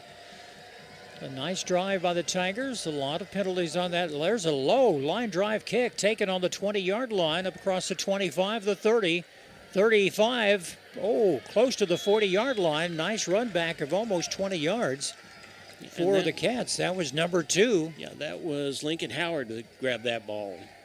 Good run by the Cats. Well, nice job by the Cats to hurry up and form that V that they needed. On a low kick like that, you don't have a lot of time for that to happen, but it worked out really well. See what the Cats can do here in the second period. 9 minutes and a second left in the half, and the Cats are up by the score of 14-7. 1st and 10, Cats on the 40-yard line. Patterson back, he wants to throw. He's got a man deep. Oh, in and out of the hands that was of for Howard. Lincoln Howard. Nice try. Led him just a little bit too much. He was well covered by the secondary of the Tigers. Rome was over here on the sideline. He was in that secondary catcher position, but there was nobody even close to him. Hurry up offense by the Cats. Ball spotted on the 40, 2nd and 10. They'll hand off to Roan. He has some room around the right side. He's got 10 yards, maybe 11. Yeah, he's got the first down. Nice little run. They'll move the chains. They'll spot the ball on the 49-yard line of the Tigers. This is where the Cats are so dangerous. They will shift things around. 3 receivers here on the near side. A pitch back to Roan. He nowhere to go. He's pushed back. A good defensive effort by the Tigers that time. Yeah, it was. That play developed real slow for the Cats. We did not have the blockers out in front of him. So we'll get back going again. No huddle offense, and here come the Cats. Yeah, loss of a yard. 2nd down and 11. Ball right at midfield on the 50-yard marker. Nice little catch this time again to Howard. Has some room down the left side. He's going to go. Gone. One man to beat. They push him. Oh, is he in? No. Touch. No, he's he's going to be stuck about the 1-yard line. So it looks like. Close. What a nice run. A good 40. Let's see where they spot the ball. He was trying his best. Yeah, they're going to say that he was out of bounds on about the 4-yard line. 46-yard run by Howard down the left side. He tried his best to jump in the end zone. So the Cats are up goal, and the ball is given to Roan, and he's in for the score, it looks like. Touchdown. Yes. The lineman says yes, touchdown, 4-yard touchdown by Mr. Roan. But that was capped off a 46-yard run. Yeah, that was a nice little pass play over here on the side. Similar to what we saw last year with Cade Spiva and Williams right there on the sideline, and take off down the sideline and tiptoe off and make it. Tanner Shoddy is out here to kick the extra point this time. Well, the Cats regain the advantage with that touchdown. Down and up. Kick is up. It's good. Yep. 21-7 Neosho on top of Willard. We'll come back and return after this on the KNEO Wildcat Sports Network. Tally Tire at 18152 East Highway 86 is a proud supporter of local high school athletics. Tally Tire is your full-service car and truck headquarters. They carry name-brand tires such as Nexen, Mastercraft, and Uniroyal, ATC camper shells and bed covers, and do oil changes and tune-ups. Call Tally Tire today for all your automotive needs at 417-451-0457 or online at tallytire.com. Welcome back. Luke Taylor here. I want to thank a few of our sponsors tonight: the Neosho School District, People's Bank of Seneca, Missouri Southern State University, Dig Right Equipment Rental, Compton CPA Group, First Community Bank, 86 Mini Storage, ProLube Tire and Auto Center, Southwest Missouri Bank, and Farm Bureau agent Josh Dodson. And if you stop in any of these businesses this week, please let them know that you appreciate them making it possible for us to bring these Wildcat broadcasts to you. 80 True is, I'm sorry, go ahead, Luke. No, the drive for the Cats took 1 minute and 12 seconds. And what a nice run, catch and run by young Mr. Howard.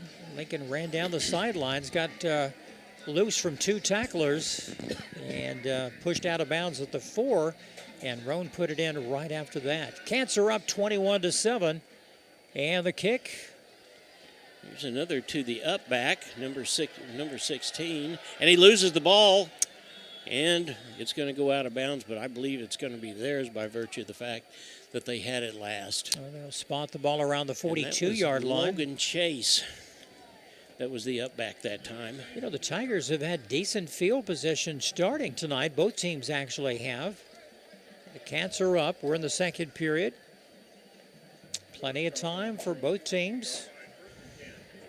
Now 7:51 left in the half. Cats are up by a score of 21-7. Good crowd, homecoming night at Willard High School.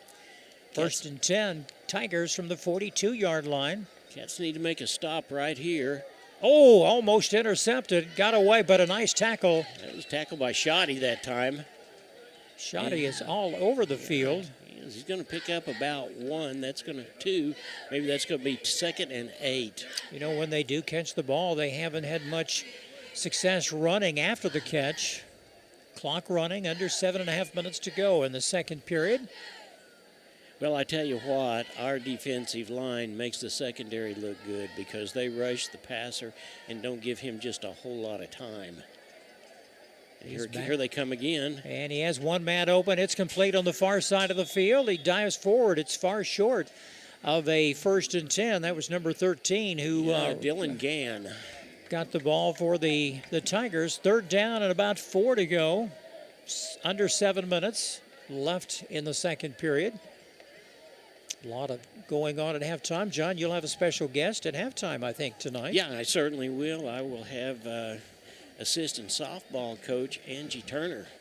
Will be talking with us for just a minute or two. And congratulations to the Lady Cats. They get one more, and they've won 20 in the first season of B.J. Goodell. Davis going back. He wants to throw. He's going deep. Has a man open. It's complete across midfield. Down across the 40 and knocked out of bounds here on the near side of the field. The ball was caught by number 2, Huskinson. He got the first down and then just a little bit more. Nice little catch and run that time. No damage done. Ball on the 40-yard line inside Neosho territory. 1st and 10 for the Tigers. Counts in the ball game, and Evenson's going to take a quick breather. And you realize that our Cats, a lot of these young men play on defense, I know especially, both sides of the ball. But they have one young man, I don't know, was it number 76 for the Tigers tonight, John? Mm-hmm. He's 6'8", 330 pounds. Yeah, he is Brody Littlefield, and he is, we've talked about that. Stands 2 shoulder and helmets above everybody out there. He plays right tackle for the Tigers. They'll move to the left. He has a man open. It's complete on the 22-yard line. And that ball was completed to number 13, again, Dylan Gann. That's another first down. Move the chains. My bad, it's the 28-yard line. Number 77 is Shellhorn. He plays center. He's in the ball game, and Counts is out. What a night this has been for the Cats. They're up 21-7 in the second period. 6 minutes to go. One thing you said, Jim, and we need to continue, don't ever count Willard out. He's back to throw again. He's going deep for the end zone. It's complete. And there's a flag. Oh, knocked down at the 4. No, he did not catch it, but there's a flag down on the play, and we'll see who it is. Interference. It may very well be offensive pass interference. We'll see. But it's left back down there, so I'd say chances are it's Wildcats. He's going to come over and talk with Coach Towdy to let him know if it's either a hold or... And that is No, it's going back. It is going back, so it is going to be against them. Against the Tigers, I would say offensive holding. There's the push, yeah. He pushed off. No wonder he had so much room down there, John. That's a big one. That's a big penalty. Well, I tell you what, kudos to Oliver Martin for sticking with him regardless, because he did, and he stuck with him, and that made him not be able to keep control of the football. John, it's going to be almost 1st and 20 yards to go for the Tigers. Ball is moved all the way back to the 43-yard line, still inside their territory. Davis is going to throw again. He wants to throw. He's got one man. He had a man open down low. Here's a quick slant, and it's a good catch, knocked out of bounds. Knocked out of bounds by number 2. He got down to Cats, and that was Howard. Well, they went from the 40. Huskins, yes. Went from the 42 down to about the 14, 13-yard line. Nice pickup.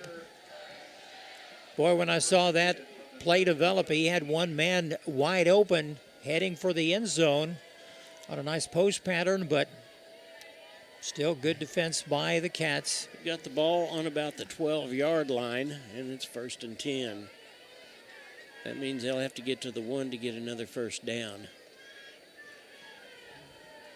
They could make, like you said, a 1st and 10 before making a touchdown. He wants to throw again into the end zone. It's out of bounds. No, it's out of bounds, you bet. He caught it, but he stepped out of bounds. He didn't have 1 foot in bounds. Brings up 2nd down. You know, John, the Tigers are really making a ball game of this tonight, and they always play the Cats tough. The ball was thrown to Keyshawn Close, and it was way back there. In fact, he stepped out of bounds. But you're right. That's what we said. We never want to count them out. They have played us tough at our house and their house and in district action as well. 2 years ago, they took us to overtime, and then they beat us. And here comes another one. Oh, a little trickery. The up man. Yeah, looks like nothing Slaughter. happening, though. Slaughter was picked up by Counts that time, and number 77, which is Shehorn. Just a matter of time. You know, Davis throws, and he was bound to hand off sooner or later, and he did. And all for naught, nothing there. A loss of just short yardage. Brings up 3rd down. 3rd, and looks like it's going to be about 14. They could make a first down without getting a touchdown. It'll be close. 3rd down at a long yardage. He has 3 men off to the left side and the far side of the field. And there's a they're going to call timeout. Timeout. Coach Taddy wants to take a timeout, and we'll do the same. We'll be back after this on the KNEO Wildcats Sports Network. Access Family Care serves all of your health care needs, from behavioral health to dental services to primary medical needs. AccessFamilyCare.org. Women's health, OBGYN services. AccessFamilyCare.org. With locations across Southwest Missouri. AccessFamilyCare.org. Quality, convenient health care. Access Family Care medical and dental clinics. Building relationships, providing great care. Today's sporting event is being made available for your family by Chris Wright of Dig Right Equipment Rental, located just off Highway 49 at the Carterville exit by Casey's. Open Monday through Friday and Saturdays till noon with rentals of outdoor construction equipment and even attachments for your machines. Chris Wright of Dig Right Equipment Rentals is a proud supporter of today's game. 417-317-4995.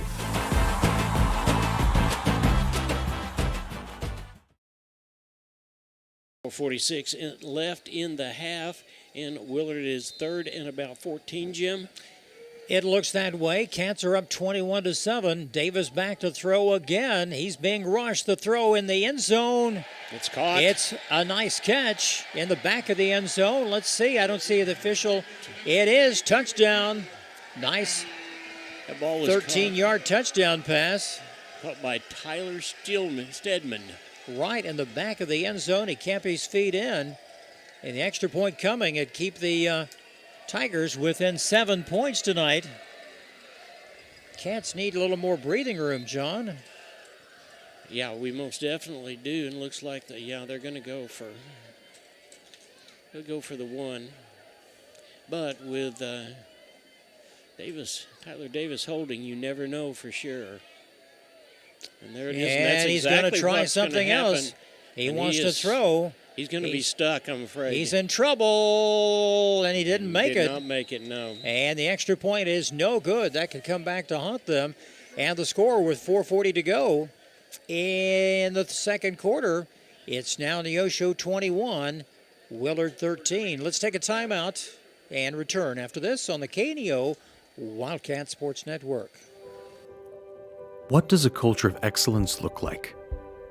It looks like her, him, and them. It's where future educators, innovators, lifesavers, and global leaders call their home.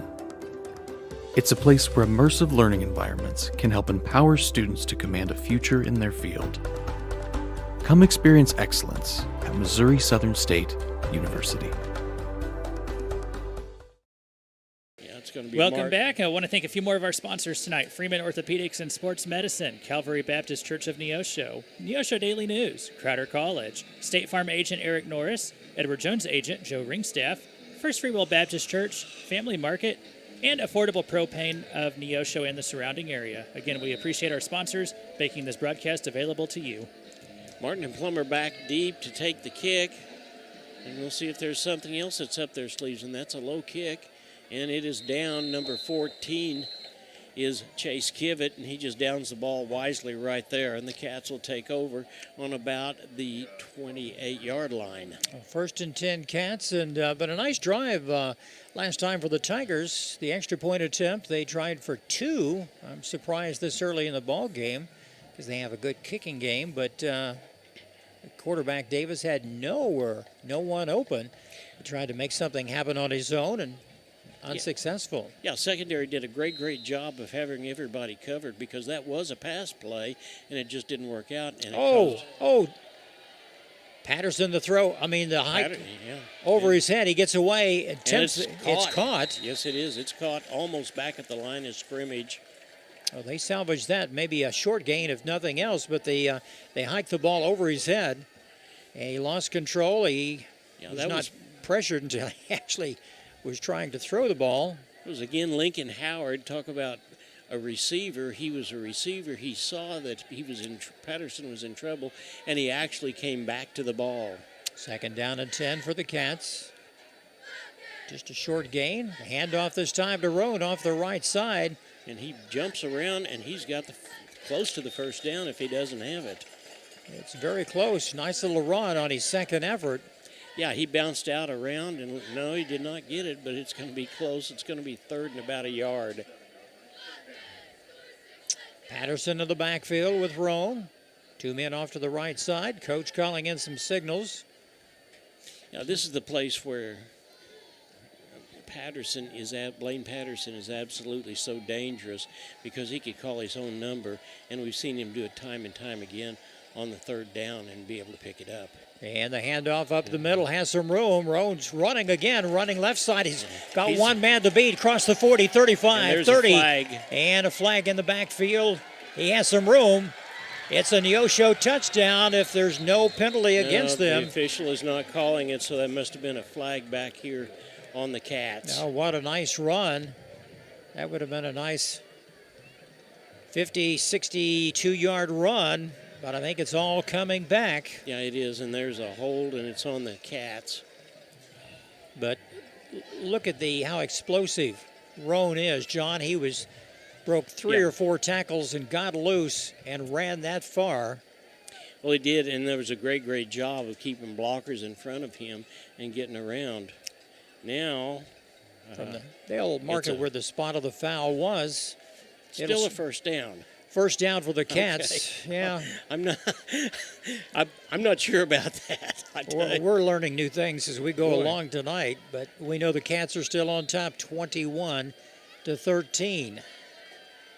Patterson back. He wants to throw. He's got one man open, wide open. And there's it's a touchdown. Down 10, Hayden 5. Plummer. Nice touchdown run. 54-yard touchdown pass for the Cats. I said Hayden Plummer. That was Lincoln Howard. I'm sorry. But great pass, and there it is, the White Hat gives the touchdown signal, so the Cats pick it up just exactly that fast. Coming at the 3:26 mark. Well, Patterson did a great job of leading Howard. Howard had about 2 steps on his defender, and all he had to do was catch the ball and keep going, and that's exactly what he did. And the extra point attempt coming. It's 27-13 right now. Yeah, Shoddy in to do the extra point work, and that one's up, and it's good. And our score, 28-13. Neosho with 3:26 to go before halftime. Let's take a quick timeout and return on the KNEO Wildcat Sports Network.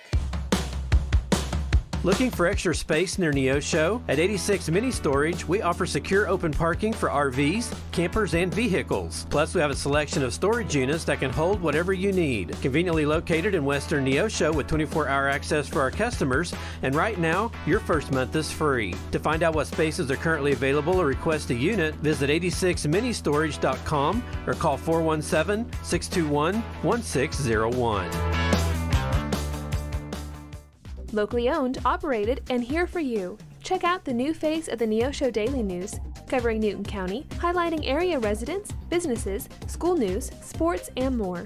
Find us on Facebook at Neosho Daily News or call 417-451-1520. Go get 'em, Wildcats!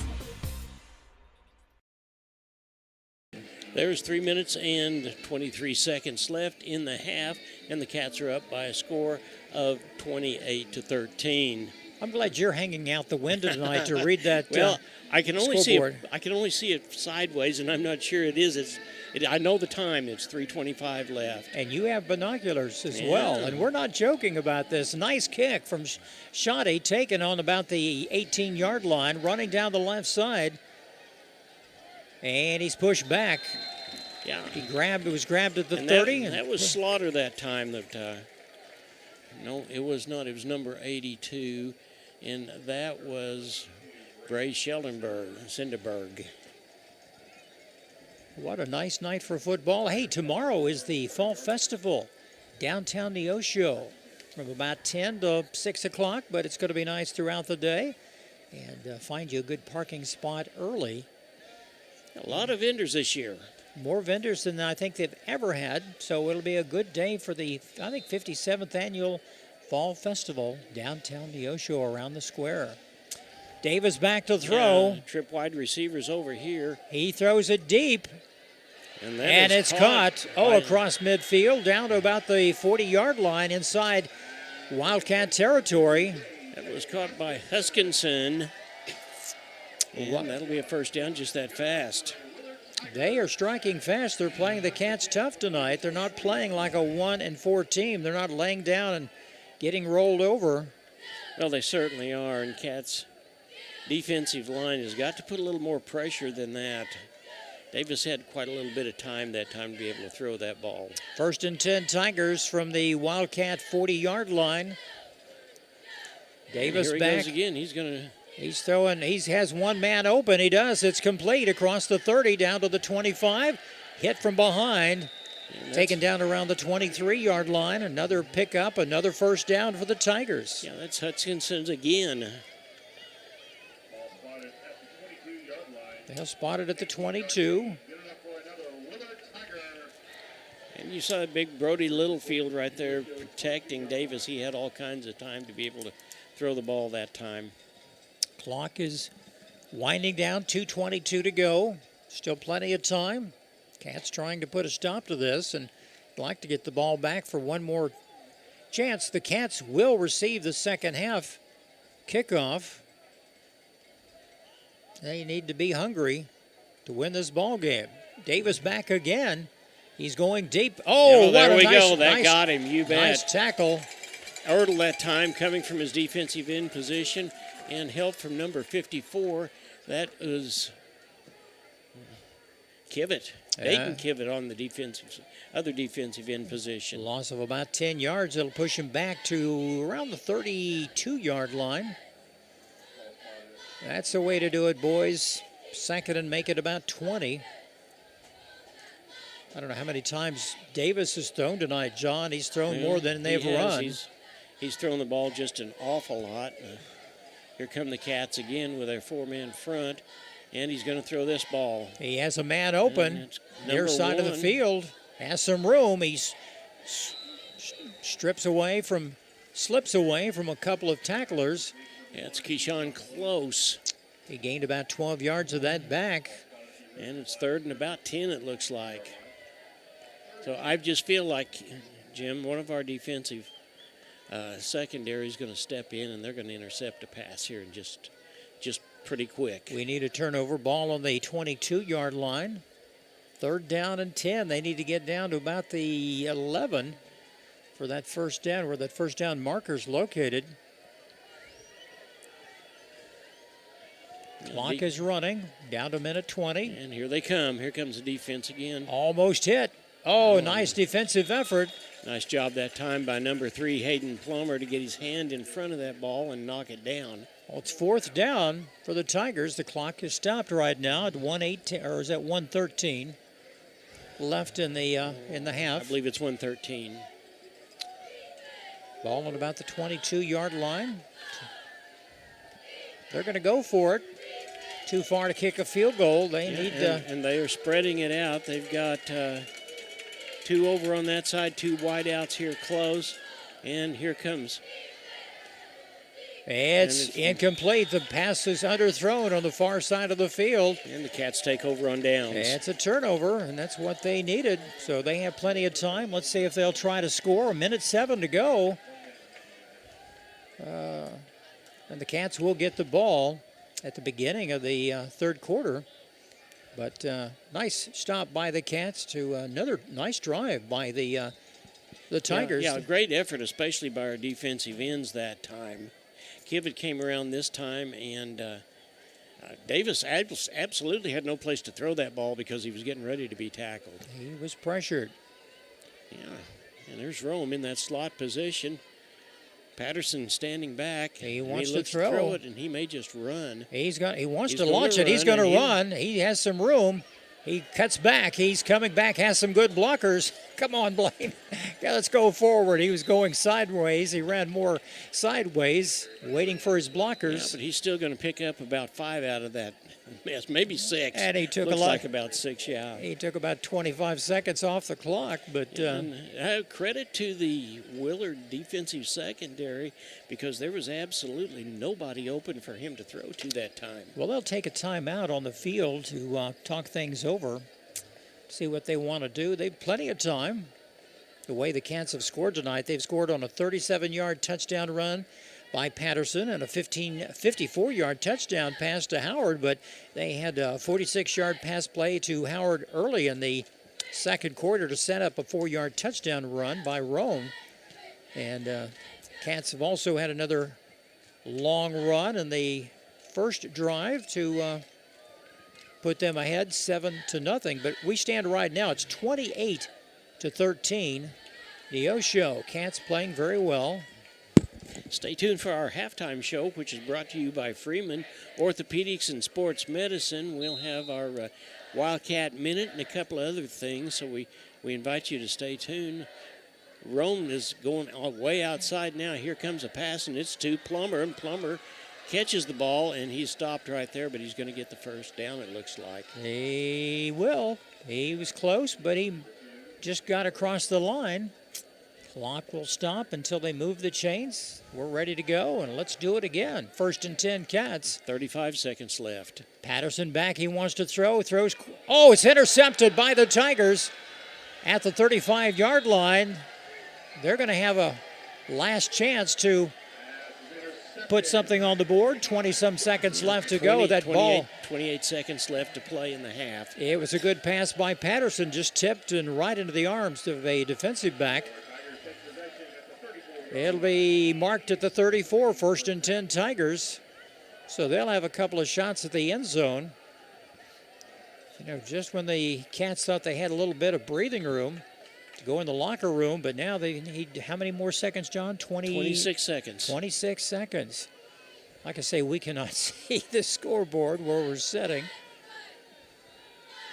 Davis back. And he's going to throw the ball, and here come the Cats. And he's being pressured. chased by Counts, and that ball is thrown. Oh, it's complete. Down inside the 10. Yeah, and he's out of bounds on about Knocked out of bounds on the 7-yard line. Yeah, he far side of the field, so the Tigers are in business. How much time left? 18.7 seconds left. Oh, goodness. You hate to see the Cats give up some more points. 8-yard line, they'll spot it. It is so difficult to see. Dayton Kivett is out of the ball game for the Cats, getting some fresh legs in, and there's a timeout. And it's going to be timeout Neosho. Yeah, talk things over, what they can do. Do you put pressure on him and try to, because you know he's going to pass.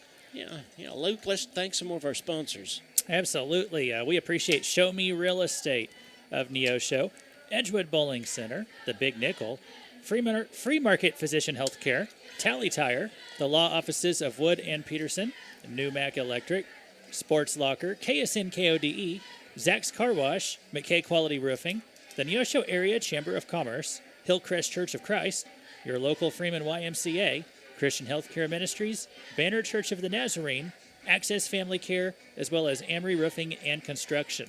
And again, if you see anybody who is from one of these organizations or businesses, please let them know that you appreciate their sponsorship of Neosho Wildcat Athletics. Well, it seems like the Willard Tigers right now, Luke, are saying never say die. They pick the ball up. There's 18 seconds left. They have a chance to score one more time before halftime. Now the Cats come back, and they will have the ball, as Jim said a minute ago. Our halftime show is being brought to you by Freeman Orthopedics and Sports and Medicine. Stay tuned for that. First and goal. They'll run it to the right side. They're going to run it. Cuts back. He comes in. Touchdown. Touchdown. Yeah, Tigers. that's Huskinson. That's that little wildcat play or wild hog play or whatever you want to call it, where he lines up in the backfield and he just takes the ball and runs with it. Well, a mistake by the Cats leads to 6 more points for the Tigers right before halftime. And we'll see if the Tigers try to go for 2 again. They want to get back within striking distance, but it's 28-19 at this time. Let's see what they're going to do. It looks like they will. Yeah, they're definitely going to try to see if they can do that. Davis is back in the backfield now. And here comes the ball around the far end. And Davis comes around the outside. And he gets in for the he's touchdown. in. Extra point. I don't see anything official from the referee yet. I don't either. I just see it from Willard. No, the official said no. No good. No. Extra point, no good. So our score, 28-19. Hometown crowd not loving that. Not showing the love there. Boy, they're sure not. They're letting the officials know what they think about that. But the Cats will have an opportunity, such as it is, with 12.2 seconds left on the clock. Let's take another quick timeout and return on the KNEO Wildcat Sports Network. The Neosho R5 School District is committed to shaping the future, one student at a time.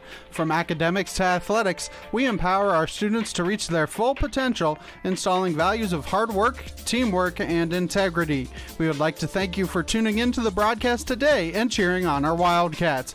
Our dedicated teachers, staff, and coaches work hand in hand to provide a well-rounded education that prepares students for success. Together, we're building a brighter tomorrow for our community. The Neosho R5 School District, where excellence thrives. People's Bank of Seneca. We care about your journey every step of the way. Since 1996, visit us in Joplin, Neosho, or Seneca. PeoplesBankOfSeneca.com. Member FDIC. Proud sponsor of area athletics. Let's score big together. Martin's the only one back for the Wildcats, and we've got all kinds of hands up here thinking maybe there's going to be a pooch kick, and that's exactly what it was. And it's a ball that is picked up, and it's taken off by Martin, and he gets down, and he's going to get to about the 30-yard line. And there's about 5 seconds left, Jim. Well, a chance for one more play. Do you just take a knee and go into the locker room, because the Cats will have the ball when they come out for the second half tonight. 28-19, and the extra points tonight, John, that's going to hurt the Tigers. Yeah, it certainly is, but I don't think so. I think as explosive as the Cats are, if they can get a play off, then they're going to do that, and we're going to try to score. Well, there's a whistle. Another timeout. Yeah, that's a timeout, Willard. Yeah. Tigers will take a timeout. It's 28-19 right here before halftime. Just 5 seconds left. You just want to prevent a long pass for a touchdown. Not much the Cats can do unless they just break loose for 70 yards, and they've been known to do that. They certainly have. On a lot of occasions this year, and they did it last week against a very fine Webb City team. Roan had a 72-yard run in the second half. Yeah, he did. Hey, keep up with the latest Neosho broadcast ball game schedule, and be sure to like us on Facebook at facebook.com/KNEO Radio. Follow us on X at KNEO 917 Sports, or download our KNEO iPhone or Android phone app. You can watch all the ball games, and you can get the baseball schedules from inside that app. Download the KNEO iPhone or Android app today. This should be the last play of the second quarter. Roan's going to run it. Has some room across the 40-yard line up to the 45. And he's still running. 50 down, 55, and he gets down to the 40. A good 20-yard run. And that is the end of the second quarter. It's halftime. Neosho leads Willard 28-19. We'll take a timeout, come back with a wrap and the coach's show, or actually our halftime show, right after this on the KNEO Wildcat Sports Network. Missourians know we've got their back. For 75 years, they've turned to Missouri Farm Bureau Insurance for dependable, personalized life insurance coverage. That's 75 years protecting families and the lives they've built. For small-town values and big-time protection, call Missouri Farm Bureau Insurance. We've got Missouri covered. I am Josh Dodson with Missouri Farm Bureau Insurance Services. If you're in Missouri, I'm for you. A business impact partner of KNEO is ProLube Tire and Auto Center in Neosho. Serving the area since 2001, they're open Monday through Friday from 7 a.m. to 5:30 p.m. ProLube Tire and Auto Center offers tire and brake repair, as well as transmission service, front-end alignments, and more. Located at 1406 North Business 49 in Neosho. For more information, 417-221-6795 or online at proluberepair.com. If you're a weekend warrior who likes to go, go, go, don't let pain put the brakes on your pace. When you need help with an injury that keeps you from moving, you want an orthopedic team with a proven track record. Freeman Orthopedics and Sports Medicine is nationally recognized, and were recently named CareCheck's #1 hospital in the market and top 10% hospital in the state for hip fracture repair. Freeman Orthopedics and Sports Medicine, the experience you need to keep pace with life. At the Hillcrest Church of Christ, we're striving to be His own people, eager to do what is good. Join us for worship at 10 and 6 Sundays, and for class Sunday morning at 9 and Wednesday evening at 7. You're sure to find a warm welcome and friendly people seeking to please God according to His Word. Wildcats, join us every Tuesday morning before school for Devo and Donuts at 7 a.m. Learn more about the Hillcrest Church of Christ at neoshochurchofchrist.org. It's halftime, and the Cats are up by a score of 28-19. Jim, kind of a funny first half, but the Cats have done a really, really good job of getting where they needed to go. That they have. They've scored 14 points in each of the first and second quarters. Roan had a 1-yard touchdown run coming at the 5:21 mark. 37-yard touchdown run by the quarterback Patterson at 1:24 to make it 14-0. And then the Tigers started coming back in the second quarter. They had scores at the 9:10 mark, the 4:40, and they intercepted a pass late in the second quarter and ran it in. And that's where we stand, 28-19. Roan has some nice long runs. We've had some pass plays of 46 yards and even longer, and 37-yard touchdown run by Patterson, like we mentioned. And so we're in the ball game, but we come out in the second half. We need to be fired up. We don't need to be stuffed and have to kick the ball 3 and out. We need a score to get this game, get good command of this ball game for the second half. Well, yeah, we really, really do. And I'll tell you what, Willard has done just exactly what you said. They have played us tough. And how about the play of J.J. Hutchinson? I mean, that young man has caught the ball. He has run the ball. He has come around the corner. And as was said earlier on, Tyler Davis, that's his favorite target, and he most certainly is. So they're certainly doing a lot of things to kind of keep us going. We're going to take time out now for the halftime show. It's brought to you by Freeman Orthopedics and Sports Medicine, and then we'll be back with some scores. I don't understand everything in the Bible. You can ask me questions in the Bible that I cannot answer. That was Billy Graham. Now, you might be asking yourself, if he doesn't get it all, why should I believe it? Well, Mr. Graham had more to say about that. God inspired the Bible. It's a living book that speaks to you as you read it. There's a supernatural power in reading that book. It's not like a history book. It's not a book of science. It's a book about faith. It's a book about God. I accept it by faith as the Word of God. And it's changed my life. And it feeds my soul. Every time I read the Bible, any part of the Bible, I don't care where I open up, it speaks to me. If you'd like to discover more about God's Word, the Bible, check out our website, findpeacewithgod.net. That's findpeacewithgod.net. We're the Billy Graham Evangelistic Association. KNEO would like to thank the Big Nickel for sponsoring this portion of broadcasting on 91.7 FM. The Big Nickel is an advertising shopper for thousands of different items, from automobiles and livestock to help wanted and real estate. It covers a 70-mile radius in the 4-state area and is available in area businesses each week. Located at 2918 East 20th Street in Joplin, Missouri. Their telephone number is 417-624-4100. The Wildcat Minute is sponsored by Freeman Orthopedics and Sports Medicine, the official sports medicine provider of the Neosho Wildcats. Welcome. This is Wildcat Minute. I'm John Ball, and I've got Coach Angie Turner. Finally get to interview you, Coach. Congratulations on a great win tonight. Thank you. It was a lot of fun. Yeah, it is. And you're the first base coach, but you're kind of the spark plug. You keep everybody up and keep them going, right? I try. I do have a lot of energy. I know we have a great team, so I just try to keep them up and let them know that, hey, move on to the next one. Celebrate your teammates when you can and just keep going. Well, at some point in time within the next couple of weeks, looks like season's going to wind down a little bit. What do you do when you're not coaching softball? Well, right now this season I'm going to prepare to coach girls wrestling for our high school. So get a little bit of that action. So kind of mentally prepare for that and see what that looks like since it's new for me this year. Yeah, so you'll be with Coach Jeremy Phillips, right? Yep, and Joel Schofield, and he's taking over as the girls' head coach. And Joel Schofield, that's great. It's exciting. It's a little bit different for girls, right? It is a little bit different, but we just want to make sure they're just as tough as the guys and that we outwork them every single day. I like that, just as tough, because one of the things you can't teach is aggression, right?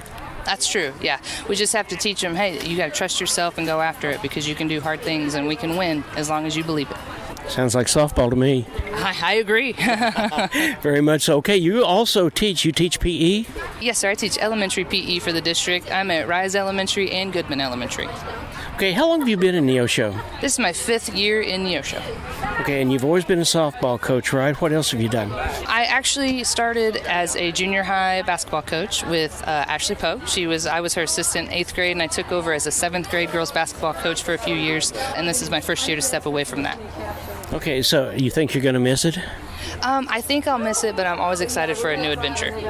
Okay, so after wrestling's over, then where do we go? Back to softball. We got junior high softball. I am the head coach for our junior high team. We're welcoming a new assistant. We have Brittany coming on. She works in our elementary schools as well in the district. So we are excited. We have quite a few 7th graders who are returning as 8th graders and a really good group of 7th graders coming in as well. Well, I tell you what, I honestly believe the life of any program, and certainly softball, is those younger grades coming up, 7th and 8th grade. So what do you do to prepare them to play under the lights? We do a lot of fundamentals.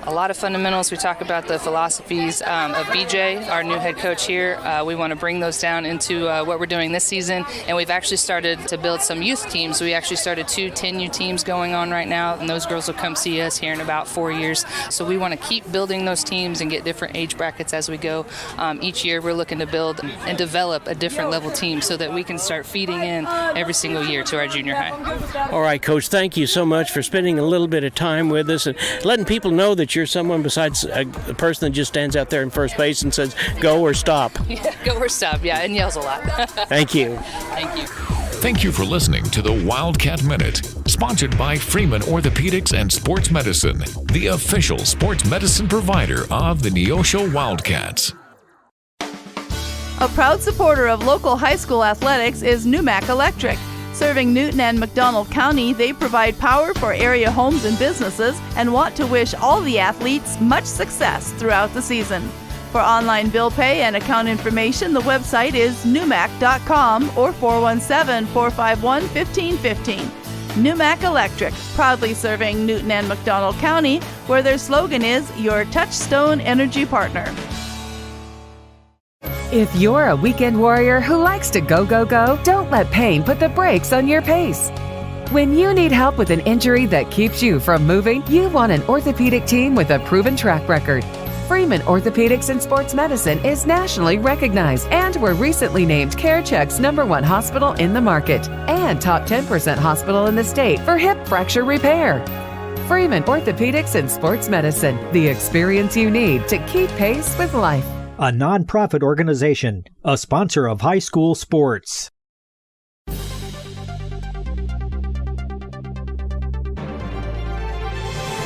It's time for the Freeman Sports Health Minute. The Freeman Sports Team is proud to serve as the official sports medicine provider for over 20 area high schools and colleges. Welcome to another Health Minute here on KNEO. This week we're joined by Megan Carter from Freeman Orthopedics and Sports Medicine. And this week's topic is, what is hip bursitis?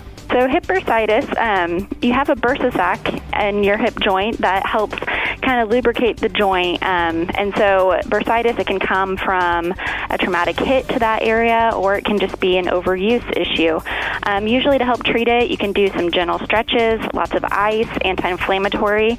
If it's something that doesn't calm down on its own with those conservative treatments, you can go to your orthopedic physician and get a cortisone injection or some other form of treatment. Well, when you look at hip bursitis, is this something that can sideline you for quite some time, or can athletes work through it? There's varying degrees of it. It's something you probably could play through, but if it gets to a point where most ranges of motion are hurting, then it's time to shut it down and let it rest and let it resolve. For the Freeman Sports Health Minute, I'm Adam Winkler.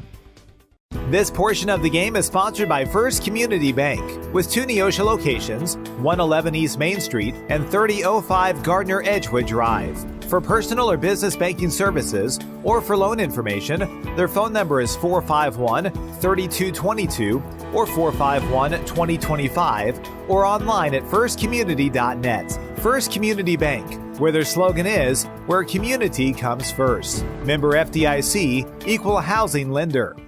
I'm Bryce Johnson with this Unpacking It Sports and Faith Minute. Elimination games during the playoffs are always so intense and fun. Nothing brings out the best in a team like the desperation they play with when everything is on the line. What about in our own lives? Do we live with a desperation mentality when serving God? Oftentimes, something drastic has to happen before we're willing to surrender ourselves in total desperation for God. But we don't have to wait until we're actually desperate to live like we're desperate. Jesus has already shown us his amazing love, so our response each day should be one of surrender. Paul writes in Romans, I plead with you to give your bodies to God because of all he has done for you. Let them be a living and holy sacrifice, the kind he will find acceptable. This is truly the way to worship him. Today, let's allow our desperation to please God. Lead us to sacrifice everything we have, knowing that victory is the result. I'm Bryce Johnson, and you can unpack that. For more, go to unpackingit.com.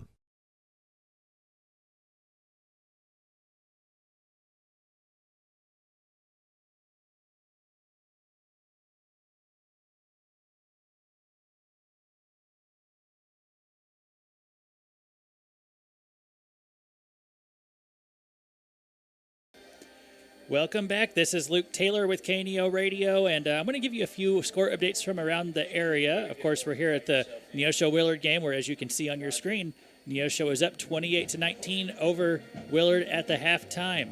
A few other scores from the area as we look at the COC Conference. Webb City Cardinals are currently in their third quarter against the Republic Tigers. Webb City is up 14-7. The Carthage Tigers are up 14-7 over the Joplin Eagles. They are also in their third quarter of play. The Ozark Tigers are up 28-21 over the Lebanon Yellow Jackets at the halftime.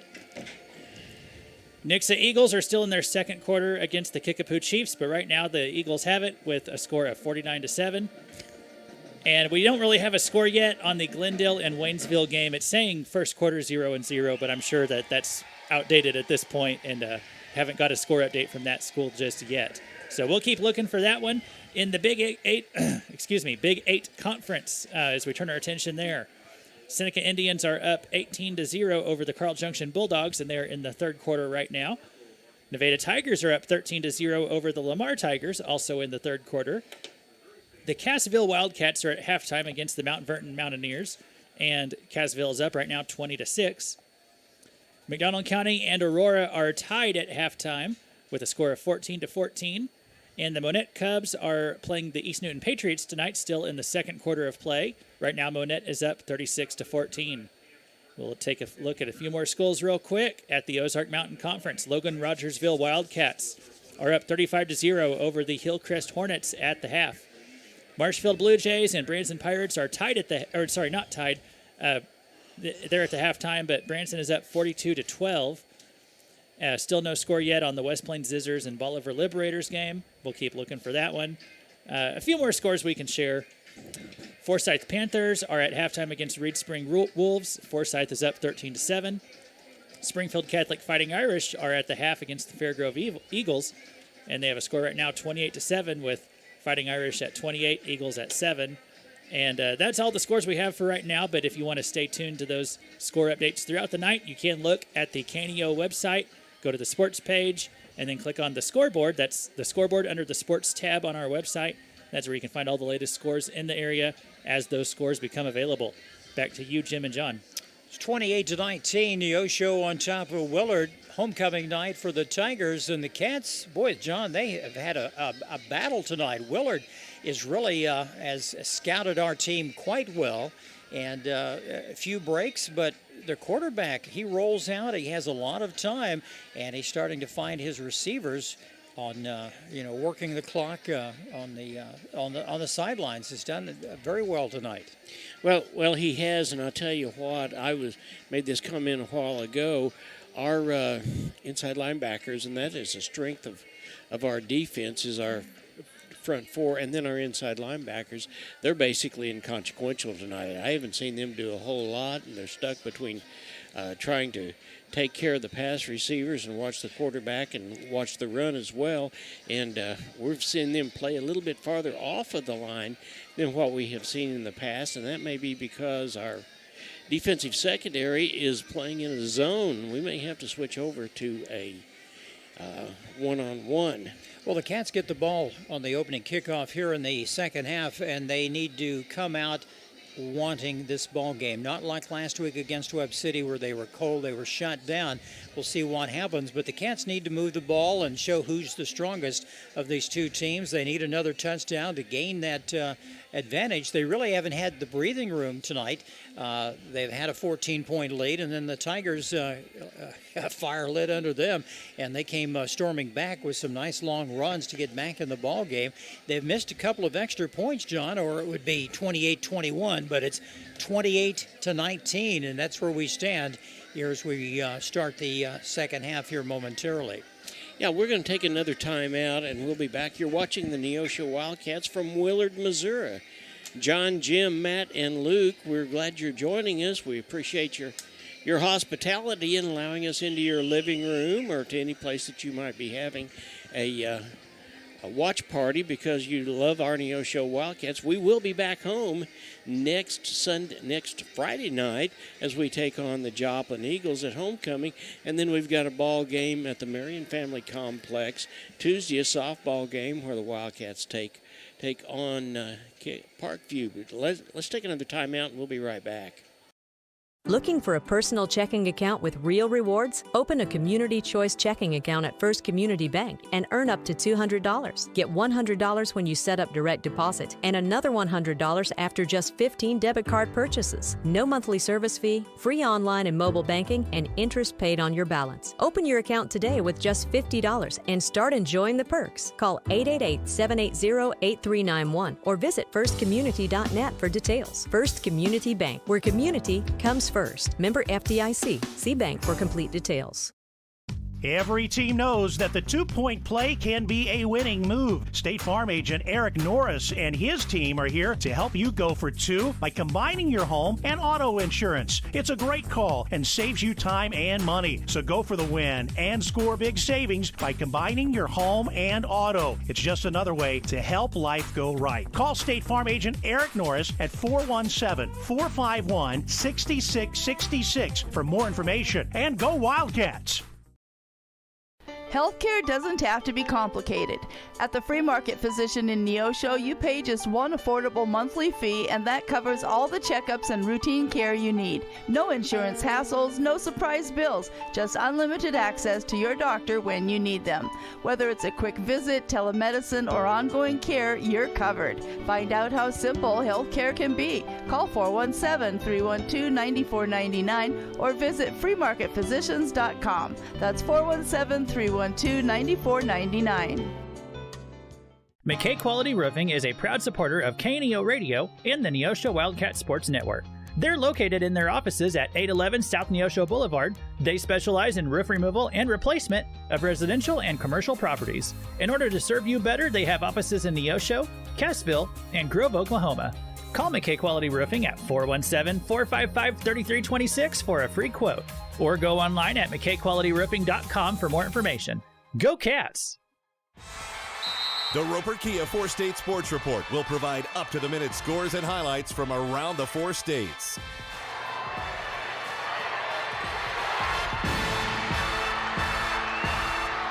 With ultimate local coverage from all your favorite teams.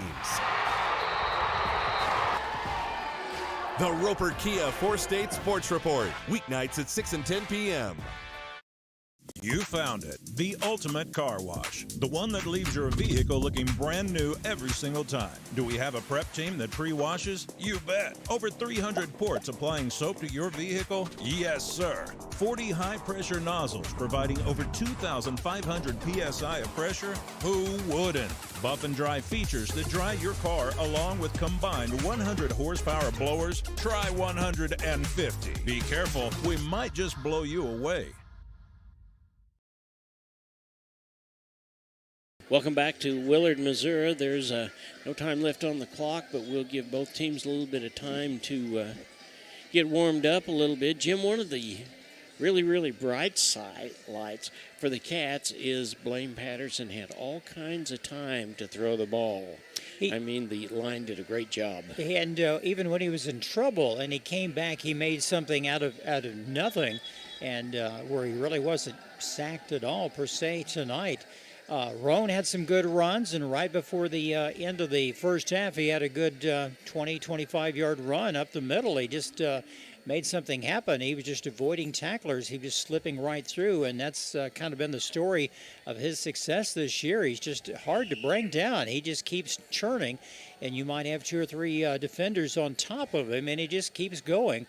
And he just never gets up. But we'll find out what happens here in a little bit, John. The Cats are getting ready to receive the opening kickoff in the third quarter. And let's see if coaches lit a fire under this team. And like you said, maybe an attitude adjustment, because they had, several flags thrown against them early in the second quarter, unsportsmanlike conduct, and we were looking right at one where the Cats said something to the ref he probably shouldn't have, and another flag came out. And you just don't argue with the referee. It's just, no. You just don't, no matter what the circumstance. No, you don't. Hey, when it's the heat of the battle and you understand we're as competitive as we are, but if it's in the heat of the battle and we're going to be that competitive, we need to make discretion the better part of valor. Well, it's been a good night for football. Beautiful night. Good crowd on hand here in Willard, Missouri. It's homecoming. You know, a lot of folks will be here for that. The band has performed, and we're just about ready for second half action. It's good to have you wherever you might be, and a lot of establishments are starting to put us on, and we appreciate that very much. Wherever you are within city and around the square and those places, good to have you joining us tonight live from Willard, Missouri. Jim and John and Matt and Luke all bringing you the game. It's really changed over the years, and we want to thank the athletic department here at Willard High School for the use of their Wi-Fi and their facilities to bring you this contest tonight.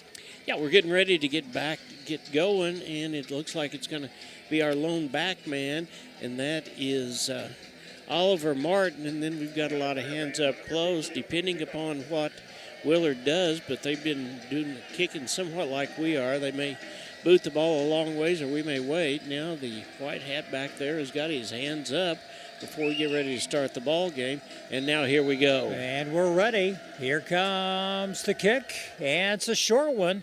Going to be taken by one of the up men on the 20, down to the 25, 30. It's got some room. Brought down on about the 38-yard line, I should say. Good run back for the Cats.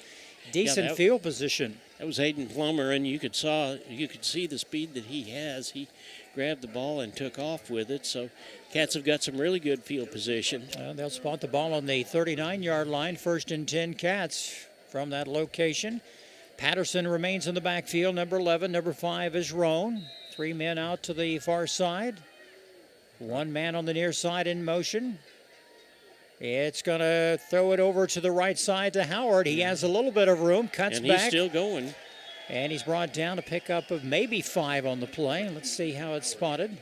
Yeah, nice job by Howard to see, and looks like there's an injury out there. That's a Tiger who's down. I can't see his number. He's laying on his back on the ground. Has his helmet off, and the trainers need to come out and take a look at him. He obviously is in pain.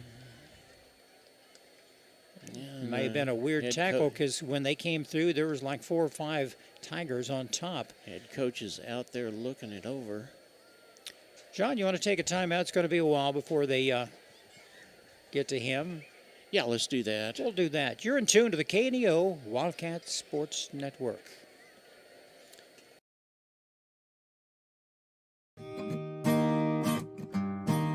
Hi, I'm Pastor Mike of Calvary of Neosho, and I want to take a minute to share grace with you today. And what is grace? Grace is when someone gives you something that you don't deserve. I haven't done anything to deserve God's forgiveness, but He gives it by His grace. I haven't done anything to deserve God's love, but He gives it by His grace. I haven't done anything to deserve a bright future, but God has made a way for me to have one by His grace. Titus 2 says the grace of God has appeared that offers salvation to all people. Have you accepted that gift of grace? For KNEO Radio, I'm Mike Leake.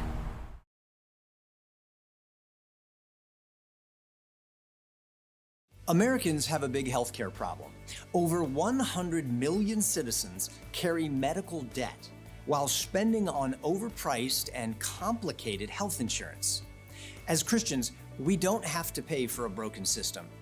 Christian Healthcare Ministries is a faith-based alternative to health insurance at half the cost. Plus, you can enroll at any time. Stand up to insurance and join CHM today. I'm Bryce Johnson with this Unpacking It Sports and Faith Minute. The best teams in sports always end up with a target on their backs. Their success means that they are always being hunted by the rest of the teams in the league. In our own lives, when we make the decision to follow Jesus, it's not always easy. Noticeable changes take place that force us into the role of being hunted. We shouldn't be surprised when a target is on our back, because persecution and suffering is part of our journey as followers of Jesus. 1 Peter 4:12-13 explains, "Beloved, do not be surprised." Welcome back to Willard. Josh Tolbert, the inside linebacker, was the injured player. They got him up and took him off, and we're getting ready. It's going to be 2nd and about 6, Jim. For the Cats, just underway here in the second half, second play of the second half. Cats on top 28-19, 1 man in motion. It's a little pitch to Howard, or Plummer, I should say. Yeah. Plummer comes across the 45 to about the 46-yard line to bring up third down. And short yardage, maybe along 2, almost 3 yards for the Cats. Yeah, the way they're spotting it here, it looks like it's about 2 yards. And they'll move it to Roan. He has hit hard. The first down, though. And he does. A second effort there. He gains yardage up to the 50, and the lineman says, let's move those chains, boys. And they do. 11:04 to go in the third period. Cats up 28-19, up by 9 points. The difference, Tigers missed a couple of extra points. A good sustained drive right here is exactly what the Cats need. That ball goes to Lincoln Howard again over on this sideline. He's going to pick up about 6. About to the 45-yard line, inside Willard territory tonight. Good crowd on hand tonight. A lot of folks traveled all the way up the interstate to be with us to watch our boys play. They're doing quite well tonight. Second down, he's going to keep it. Patterson has some room around the left side. Ooh, he's hit and knocked out of bounds at about the 41. Just a little short of a first down. It's going to be short. It'll be 3rd and about 1, it looks like. He gave it a good try. Looked like maybe a mix-up in the backfield, but he kept it. And number 85 in there hit him really well. That was Murphy Nash. And the ball's just across the 41-yard line. Third down and less than a yard to go for the Cats. Patterson in the backfield. Hands it off to Roan. Oh, he's got the first down. That is so close. Let's see where they mark it. Tigers say no. No way, but. Yeah, no, it's going to bring up. Looks like it's going to be real. And let's see if they measure on this. It is so close. Yeah, from where I see it, it's just inches. It'd be 4th and inches. Yeah, we'll see what the Cats are getting ready to do. They're looking down. We may see the tank formation here in just a minute. And Brock Pyle is coming over to the sideline for just a minute to see what. Yep, no, it is first down. They're going to give it to him, yeah. So they looked at it again.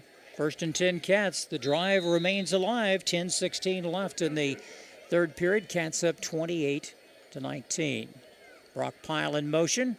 Hands off to Roan, running left. He has some room down to the 30, inside the 30, down to about the 27, and knocked out of bounds. I tell you what, he just ran over number 34 and picked up another 5 yards. That was Reed Easton. And that moves the pile again. 1st and 10 Cats. Easton Reed, and I think he knows that he was hit. Cats will hand it off again to Roan. He jukes back to the right side, inside. Gains another good 5-6 yards. Gosh, John, he runs left, nowhere to run, and then he runs back to the right. Yeah, that was a nice move by Roan that time. A couple of offensive linemen out there to grab him and protect him there for just a minute and get him away from everybody else. Ball's on the 20-yard line, 2nd down and a long 3 for the Cats.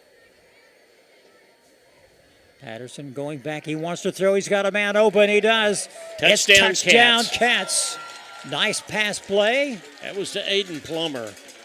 Aiden Plummer coming across on the inside. He was led perfectly. He had one man. He high-stepped and was in for a touchdown. I like to see the wealth being passed around to everyone. That's coming at the 9:17 mark. And Shoddy back to clean up the extra point. Extra point coming. And it's 34 right now to 19. This will make it 35. That kick is up and good. It's Neosho 35, Willard Tigers 19. We'll return after this on the KNEO Wildcat Sports Network. Today's Wildcat game is brought to you by Edgewood Bowling Center of Neosho, Missouri. Located at 2811 Gardner Edgewood Drive, they now have new synthetic lanes for adult and children bowling leagues and a smoke-free environment. They also have a certified pro shop and hosting for private parties. They offer Cosmic Glow Bowling on Fridays and Saturdays after 8 p.m. To learn more about Edgewood Bowling Center and their leagues for adults and children, the phone number is 417-451-4505. Fawcett Greenhouse at 898 Baxter Street in Neosho is a proud supporter of Neosho sports. Springtime brings growing season and baseball to the Neosho area, and Fawcett Greenhouse supports all Neosho spring sports and wants to wish all Wildcats good luck for a happy and safe season of competition. Fawcett Greenhouse can supply you with all your home landscaping and gardening needs. For more information, the number is 417-451-5369 or FawcettGreenhouse.com. Tanner Shoddy getting ready to kick the ball off for the Wildcats. There is 9:17 left in the third quarter. Cats are up 35-19. It's going to be a short kick. It is across the field. Going to be taken around the 40. Oh, he fumbled. He fumbles it. And he downed. Yeah, they just stopped play right there. And they'll mark it around the 37 maybe. 37-yard line. Yeah, looks like about there real close. Some other scores real quick across the COC tonight. And the fourth quarter, Carthage and Joplin tied up at 21 apiece. Other scores, Wem City in the third over Republic, 21-13.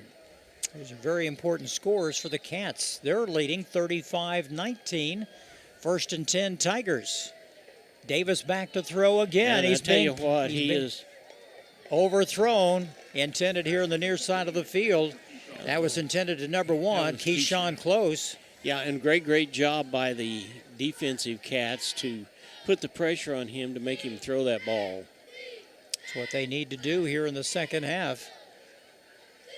John, it looks like Davis will probably throw three out of every 4 times tonight, the rest of the way, so the Cats better be prepared. 2 men here. Wideouts on the near side, 2 on the far and side. Here it comes again, and he's stuck. He's being pressured. He has some room to run. He's a good runner. Has a cross midfield down to the 40. One man to beat, knocked out of bounds inside the 25-yard line. A good run. Yeah, Shoddy caught him and threw him out of bounds. John, they flushed him out, and he ran 35 yards. Nice run by Davis, the quarterback, for Willard, all the way down to the 27-yard line, maybe. 39-yard carry. We were close. Yeah, it was a first nice play, and that was a scramble play. He was trying to throw the ball, and there was nobody open. He's just too quick for our lineman when he gets on the loose. He's back to throw again. He wants to find somebody. Finds a short man up close, the tight end. And the tight end is knocked out of bounds after a nice catch. Should have a first down.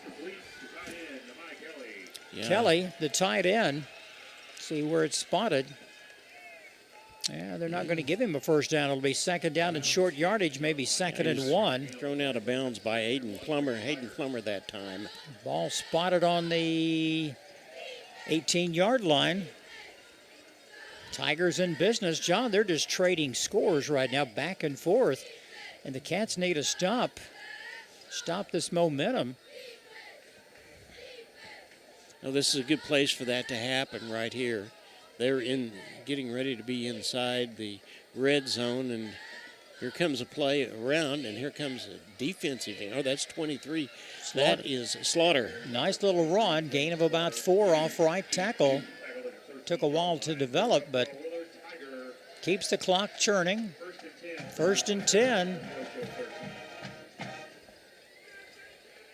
Ball spotted on the 13.5-yard line. McGeehe's out and Mason Spiva into that inside linebacker position. You know, that secondary for the Cats has to be getting tired. They've had a workout tonight. Davis back to throw. Oh, it's complete. Touchdown. It got away. Touchdown. Wow. Touchdown, Tigers. Well, that was number 13. That was Dylan Gann. And that touchdown pass coming at the 8:10 mark in the third period. A nice play. And I would think that they probably will continue to try to go for the 2-point conversion the rest of the ball game. It's 35-25. They need the extra points to remain close. And they will attempt the 2-point conversion. Cats are up by 10. Here it comes. He throws quickly. It's good. The 2-point conversion is good. And that ball was thrown to number 2, Hutchinson again. 38-27 is our score. It's a good one here in Willard, Missouri. Neosho on top. We'll take a quick timeout and return. It's 35-27. 35-27. What did I say? 38? Yeah, 35-27. Thanks, guys. We'll return after this on the KNEO Wildcat Sports Network. Today's event is being supported by Banner Church of the Nazarene, located at 597 North Fork Road between Anderson and Goodman. Banner Church of the Nazarene services are Sunday school at 9:30 and family worship at 10:30. Check out their special Sunday night youth fellowship. Wednesday services begin at 7, offering adult Bible study, ladies Bible study, youth and children's services. Contact them at bannerchurch.com, 417-364-7461, or dennis@bannerchurch.com. There is 8 minutes and 10 seconds left in the third quarter, and Willard is within 8, 35-27. And there's the kick. It's a short one. Got to be taken by the upbacks. Taken by Roan. Across the 30. Falls forward about the 38. John, do you believe in deja vu? You remember 3 years ago, it was something similar to this, back and forth, and we thought it would never end. That was the almost the state record shootout. Neosho came out on top, 79-72, and that was a long ball game. It was a very long ball. Cation Rome, the other Rome, picked up that ball and ran for about 15. Ball spotted on the 40-yard line, 1st and 10 Cats. They need some breathing room. They're up by 8 points now. Ball is... Patterson keeps it. His own number. Gains 5 up to the 45. And one man down in the backfield. Is that Roan? That's Roan, and he's getting up kind of gingerly, but he's okay. He looks over at Coach and says, okay, let's go. He picks up a towel and sticks in his pocket or throws it back there in the back out of the way. 2nd down and 5 for the Cats. Patterson back to throw. He has a man open. He does. Let's see if it's caught. Yeah, that's caught. That was by Lincoln Howard. Down to the 45-yard line. Good 10-yard pickup. Inside Willard territory. Cats are marching again. Well, that little pass play continues to stay open for the Cats, but the thing I liked is the amount of protection that Patterson had that time before he threw the ball. Roan was running. Oh, no, Patterson hit in the backfield. He hung on too long. They thought they had handed off to Roan, but he's going to be sacked for a loss back to the right at midfield mark. Yeah, I'm not sure what happened there. Patterson is not happy about it. That's for sure. Either there was a mix-up on a handoff, and he kept it. It's going to say officially a 4-yard loss back to the 49-yard line. Be 2nd down and 14 Cats. Yes, 2 men here on the near side, 1 man running right. Yeah, this time they'll hand off to Roan. He has 6 yards. He falls forward to about the 43-yard line. A good pickup of about 6. They'll mark it on the 43-yard line. Thank you. Shellhorn in there to pick up Roan to get him back away. Looked like there might have been a little extracurricular stuff going on there. Yeah, 3rd down and 9 for the Cats. Yeah, this is obviously 4-down territory for the Cats. Can't afford to let this slip away. Here's Roan. He's hit right at the line. His helmet's knocked off, and they immediately stop. Oh, there's a flag. You bet. And that's going to be 15. That penalty, is right there against the Tigers. Temper's starting to flare. Yeah, that's going to give us the 1st down and keep us going. Yeah, his helmet came off, and immediately the official started blowing the whistle. It should have been dead at that point, but it was not. It's going to be unnecessary roughness. The foul was committed right on the 40-yard line. Let's see how they mark it. Should be a 15-yarder. They had him stopped. Yeah. They should have stopped when the whistle blew. They'll bring it down to the 25-yard line. 15-yard penalty. Cats keep the drive alive. And Roan, I believe, is going to have to go out for a play. Yeah, McGehee is in his place. Once a helmet comes off like that, a player has to go out just to make sure everything is okay. Ball on the 25-yard line. Clock running, 6:04 to go here in the third period. Patterson just runs it up the middle, down to the 20-yard line. Good little run, a pickup of about 5. John, he does that so well. When he falls forward, he gains 2 or 3 yards. Yeah, McGehee was the lead tackler that time, did a nice job. He did his thing. Now Rowan's back in the ball game. Second down and 5. This time to Roan, running left, cuts back. Oh, he's hit hard, right at about the 15. It's close to a first down. Yeah, it's going to be real close. I think they're going to move the chains. Yep. Yeah, they are. He will. Drive remains alive. 1st and 10, Cats from the 15. 5:30 to go in the third period. Cats on top. 35-27. You know, this change in touchdown things is okay as long as the Cats don't stutter step and lose it somehow. Here comes a pass play, and Patterson wants to throw. And he's tripped up. To it. And he's going to lose. No, Then now he's gonna going to gain pick a up little bit. He couple, got across the line. Like I said, when he falls forward, he gains 2 yards.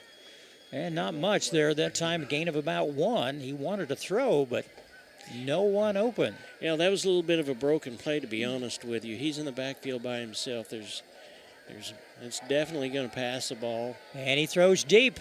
Down on the side, it's incomplete on the far side of the end zone. Yeah. And that ball was to Roan. To Roan, yeah, it was. Good thing we know who these players are, even without binoculars tonight. Yeah, isn't that the truth? We're a ways back on the field.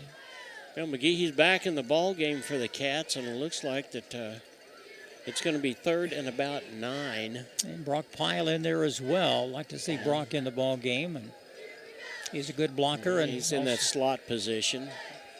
And the ball's given to McGehee, and he just bulls his way on through. Almost and down to the... He's got a first down, it looks like to me. Very good yardage. Gain of a good 8 yards. Yeah, he evaded a tackler back in the back. Ooh, John, it's short. It's going to be short. But he said his knees were down. It's going to be 4th and 1. What's Coach going to do? We're going to do the same thing again. Just smash mouth football. 4th and 1, Cats. Oh, almost had him. Thought they had him offsides. Thought they had him offsides. Ball on about the 7-yard line. Pyle comes in. He'll line up in that slot back position. A little over 4 minutes to go in the third the period. Ball's given to McGehee, and he gets the first down. And he just he's pushed back. Yeah. But they're saying the forward progress was past the line of the first down marker. Yeah, now wait a minute. Oh, no, it's a Willard ball. He did not make it. Willard held. It's a turnover on downs. Willard's going to take over on about the 5-yard line. See what the Tigers can do. If they want to tie the ball game, they need to go 95 yards. And get the 2-point conversion. Tough break for the Cats. Thought they had that, John. It's just hard for us to tell in our location here in the stadium. We're not in the normal press box tonight. And John, if you lean out any further, I know. I can't catch you now. Yeah. Well, they've got wideouts here. I'm going to assume that they're going to give the ball to Slaughter in the backfield to give him just a little bit of breathing room before they throw the ball. Yeah, safety would be nice and get the ball back. Davis in the backfield. He's going to keep it up the middle, and he's sacked. He's hit hard right at the line of scrimmage. Nothing doing. Oliver Martin comes in from his safety position and makes the hit. You know, Martin's grown in the past 2 years since we've seen him. He's a good basketball player. He's very quick, but he has added some muscle in this past year. And he certainly has, and I'll tell you what, he is going to be playing. He's going to be heavily dependent upon in the Wildcats. hardwood schemes when they get ready to play basketball. Second down and 10, 3:20 to go in the third period. Tiger ball deep in their own territory. Davis wants to throw. He has a man open. It's caught. He has some room across the 10, shy of a first down. Clock will continue to run. 3 minutes exactly left in the third period.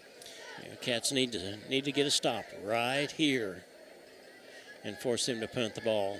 You know they will probably run this. Let's see. 3rd and 4 is what the announcer says. The ball spotted on about the 12, 13-yard line. Deep inside Willard territory. Davis lone back. Goes back. He wants to throw. No one home. He's being chased. Let's get him, boys.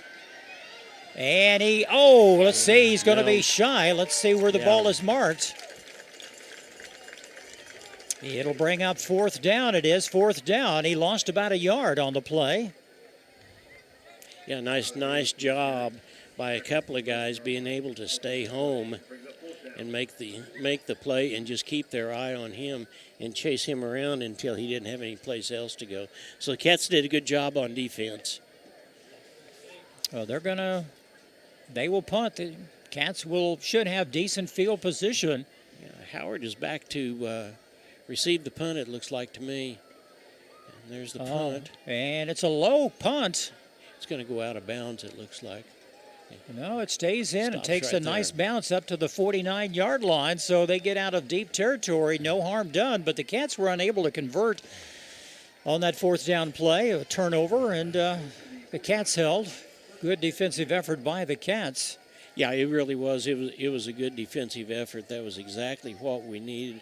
And once again, I am so impressed by the defense staying home and keeping an eye on Davis, and the secondary not giving him a chance to throw the ball. Carthage on top of Joplin, 28-21 in the 4th, and Republic and Webb City tied in the 4th at 21 apiece. Big ball games.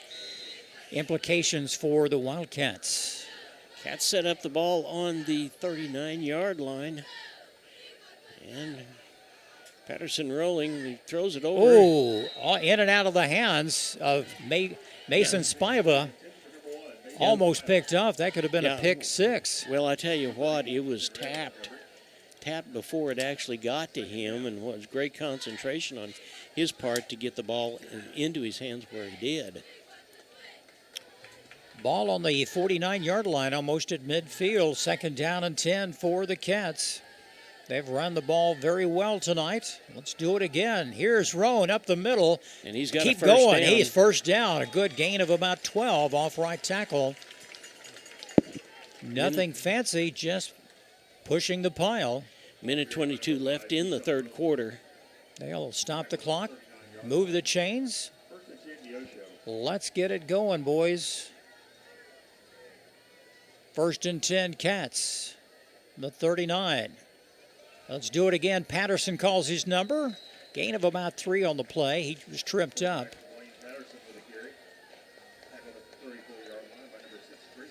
Ball will be spotted at the 34. Yeah, it looks like he picked up about 6 on that one. Looks like it is 2nd and 4. Patterson with Roan in the backfield. He wants to throw. He throws deep. He's got a man open. Oh, in and out of the hands of Howard. Down on the 5-yard line. Well, that was a great concentration on Howard. He had 2 defenders crossing. Both of them hit him at the same time, just to keep them from getting the ball. Nice pass from Patterson, trying to thread that needle, and it was a good one. But like you said, when you've got 2 guys hanging on your elbows, it's difficult to catch that thing. 3rd down for the Cats. They need about 5 for another first down. Let's run it up the middle. Oh, he's hit hard. He's got the first down. In fact, he's got the first down and much, much more. I saw some bodies being pushed back. I thought it was some of the Cats, but it was Roan that was knocking. He's like a bowling ball out there, knocking people out of the way. Yeah, he is. That ball is on the 21-yard line. We're down to 30 seconds. The clock is running here in the third period. Spiva in motion.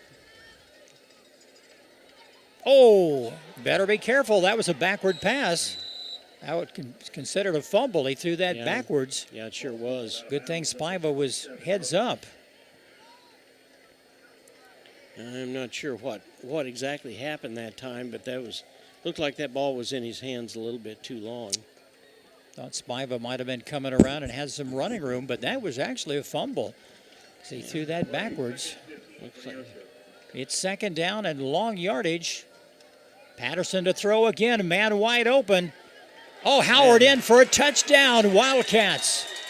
It's what the Cats had needed. That is what we have got to do. And great job by Howard to catch the ball and turn around and run it in for the touchdown. He had one man to beat, and he did that very well. And that came with how many seconds left? 12.2 seconds. 12 seconds left. It's 41-27. Extra point coming. Shoddy in to clean it up off of the hold of White. And the kick is up. Good. It is good. It's Neosho 42 and Willard 27. We'll take a quick timeout and return after this on the KNEO Wildcat Sports Network. Today's sporting event is being made available for your family by Chris Wright of Dig Right Equipment Rental, located just off Highway 49 at the Carterville exit by Casey's. Open Monday through Friday and Saturdays till noon with rentals of outdoor construction equipment and even attachments for your machines. Chris Wright of Dig Right Equipment Rentals is a proud supporter of today's game. 417-317-4995.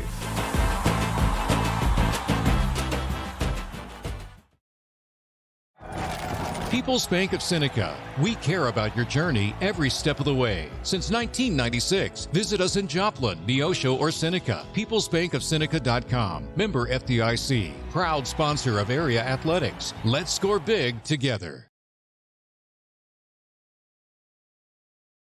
12.2 seconds left in the third quarter, and the Cats go up by a score of 42-27. Getting ready to kick the ball off again is Shoddy. He's had a workout tonight, getting some practice in there.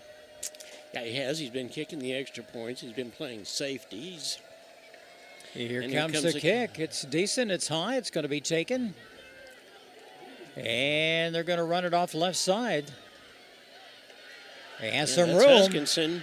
And he gets out of bounds, knocked out of bounds. About 6 seconds left. They'll have a chance for about maybe one play here in the third period.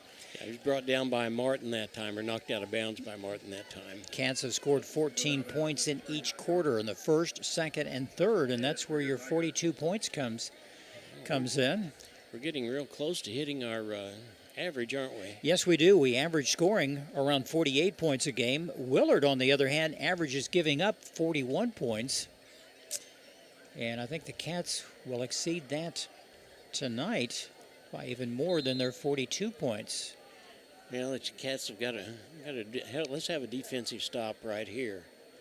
And they give the ball to Slaughter. He goes up through the middle, and he's stopped right there after a gain of about 3. Not much doing. You know, the Cats have done well against the run tonight when they try to run it right up the middle.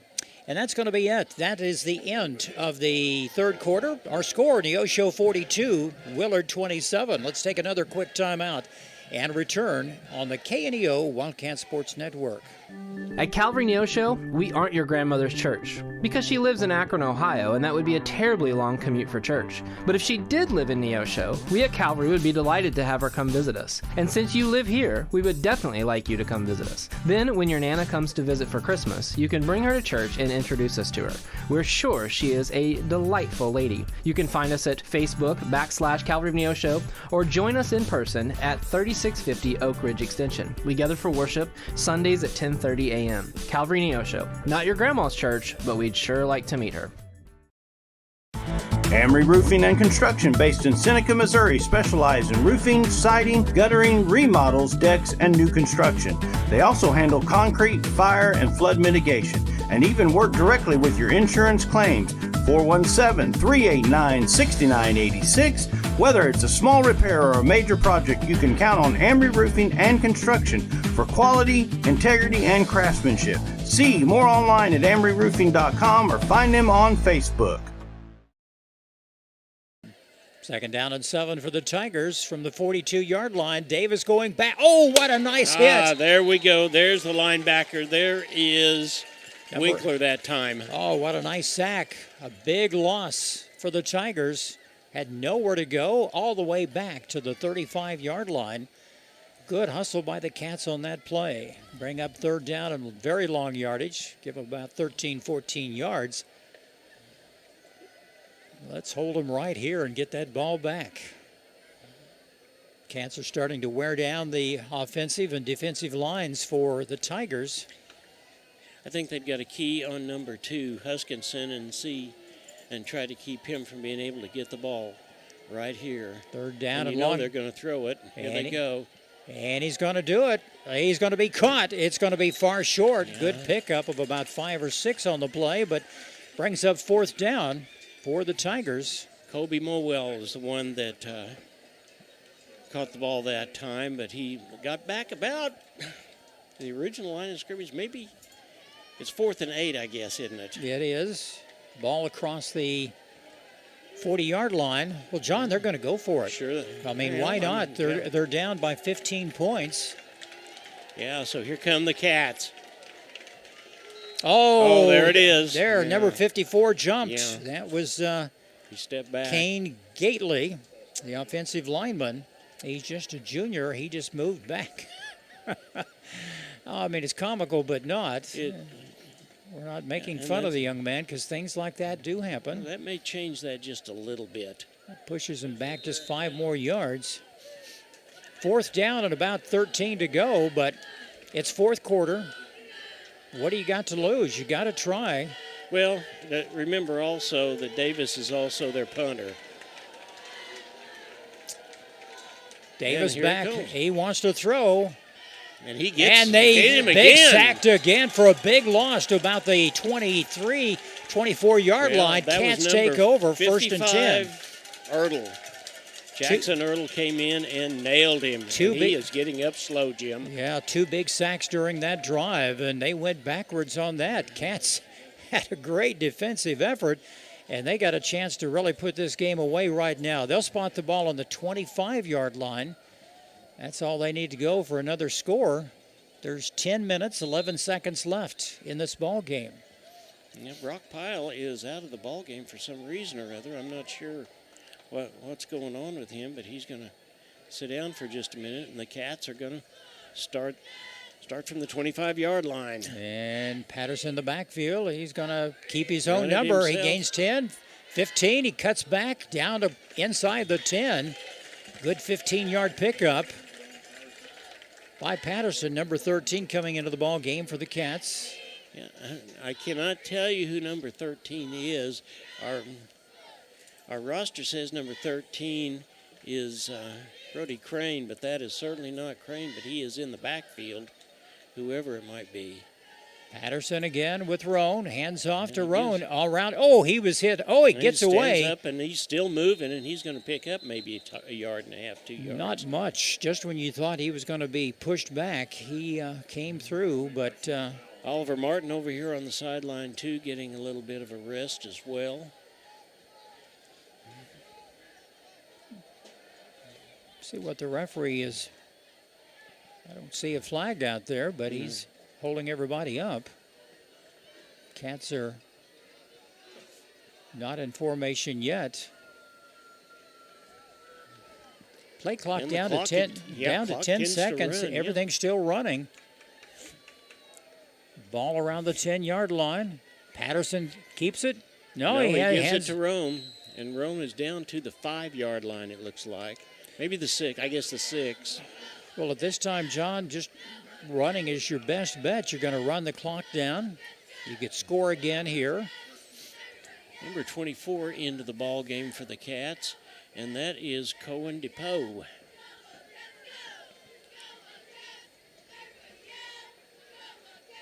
Final, Carthage defeats Joplin 28-21. That was a good ball game. Yeah. Quarter, Republic on top of Webb City 27-21. They missed an extra point. Patterson wants to throw. He's got a man open, overthrown in the end zone. Yeah, it was. And I'll tell you what, number 2, Lincoln Howard was wide open that time too. Well, John, So, what do you fourth down. What do? Do you kick a field goal, or 3 extra points would help? That would push. They could score 2 touchdowns and still not. Yeah, and Shoddy has the ability to do that, but it does not look like that's what we're going to do. We're going to go for it. It's 4th down. The ball spotted on about the 6.5-yard line. And they will go for it. The hand, no, he's going to keep the ball. He is in trouble. No. He throws in the end zone. Touchdown, Wildcats. Mason Spiva. Spiva, 7-yard touchdown run. Touchdown pass. We did that in unison. I'm sorry about that. That's all it's right. exciting, but to watch Patterson have to scramble around like that and evade 3 defenders and then get the ball to Mesa Spiva. 48-27. Extra point coming. That was quite the play. Oh, the kick is blocked. No good. The whistle is blown dead. Yeah, you could just about tell number 45 was over there lined up, and he was going to do his very best to get it. But there's 8 minutes and 2 seconds left in the ball game, and the Cats are up by a score of 48-27. We'll be right back after this. My name's Pastor James for the Neosho Church of the Nazarene. Just have a privilege here to share with you a word of encouragement today. You know, in the world in which we live, people are always making plans. We're trying to navigate through life, and sometimes life can be kind of complicated and rather layered as we're trying to figure out direction and trajectory and all of these things. But the Bible tells us to commit all of our plans to the Lord, to trust in the Lord with all our heart, to lean not on our own understanding, to acknowledge Him in all our ways, and He will make our path straight. I'm a firm believer that the Lord has incredible plans for our lives, and so many times we deviate from those because we get to chasing after all of these other things that are out there in the world. The Bible tells us that before we were even born, that the Lord had things that He wanted our lives to accomplish. And so I would just encourage all of you today, and I don't think it's by accident that you've stumbled across this video, and I would just encourage you to seek the Lord, to lean in and to find out what He has for your life, because I promise you that will be the best life that you could live. May the Lord bless you. Hope you have a wonderful day. 8 minutes and 12 seconds left in the ball game. Cats are up by 19, and there's the kick from Shoddy. And it's taken inside about the 25-yard line, has some room, and he's brought down. Final score tonight, some close ones in the COC. Republic defeats Webb City 27-21, and Carthage defeats Joplin 28-21. So Webb City falls back to 4-2 on the year. Carthage, Republic, both 5-1, and hopefully the Cats will be right in there with them at 5-1. 3-way tie at the top. Also our district contest. Next week, Neosho is back at home to face the Joplin Eagles. Patterson is up on the table right now, and looks like that they are wrapping one of his ankles. Hopefully we won't need him anymore. Davis wants to throw. He's going to run, and he slides down. Not much of a gain, couple of yards. Yeah, Winkler was in hot pursuit that time, and so was Hayden Plummer. Well, John, he can run all you want, and it's just going to keep that clock running. Yes, it is. And the ball is spotted across the 40 down to the 42-yard line. It'll be 2nd down and still long yardage for the Tigers. Some of the hometown faithful here in Willard are starting to head home. Well, and here Davis wants to throw the ball, but there is nobody open. All of a sudden there is. And Hutchinson catches it, and he fumbles the ball, and the Cats pick it up. Cats get the ball. They take it away. Yeah. What a nice play by the Cats. Kamen Roan that time jumps on that ball. Number 5 coming in for the Cats. I don't know if is that White, the backup quarterback? I cannot. Or is Patterson still out there? No, I'm sorry. There's White. Patterson right there. Yeah, right. Patterson coming back in. Roan still number 5. I'm thinking White, the backup quarterback that did well. He's number 10. We may see him before it's over with, though. if the Cats can score again. The Cats have the ball on their own 47-yard line, 1st and 10. And they're just going to... Thomerson is out of the ball game for the Cats. He's going to rest for just a few minutes. And they'll give the ball to Rome, and he'll go around the other way, and he will just keep on moving. And they whistle, it blows, but he gains... Let's see where they give it to him. Gained about 2 yards on the play, up to the 49. Yeah, and there is 7:02 left in the ball game, so it'll be less than 7 minutes before the ball is snapped again. Well, both teams have all their timeouts. The Cats are up right now, 48-27. Been a good ball game tonight. Cats are in a position right now that they can just play ball control. And that's a position that we've wanted to be in the entire ball game at this point. Little pass. Oh, overthrown. Intended for Plummer. He couldn't jump that high. Incomplete. Bring up 3rd down. Well, there's 6.5 minutes to go in the ball game. What a night this has been for football in the area. Nixa defeats Kickapoo 56-7. Mustangs McDonald County leading Aurora by 7 in the 4th quarter. Patterson back. He wants to throw deep. It's underthrown. Intended for Howard. And it's 4th down, so I think we probably will kick the ball. It'll push him back. Yeah. And it certainly will do that. I was hoping the Cats would stay out there a little longer. Stay tuned for the post-game show, which is brought to you by Arvest Bank. Proud to make Neosho their home. And then the Drive Time Scoreboard show brought to you by Freeman Orthopedics and Sports Medicine. Ball is back, and there's the punt. And it's a high, towering punt. And they'll get it on the 20. Has some room. And he stopped it, wrapped up right there. Good hustle by Kivett, number 14. Yeah, Kivett does a nice job of wrapping him up that time. Shoddy was all the way down there also. And there was one defender right there that took him out of the play and moved him right over towards Kivett.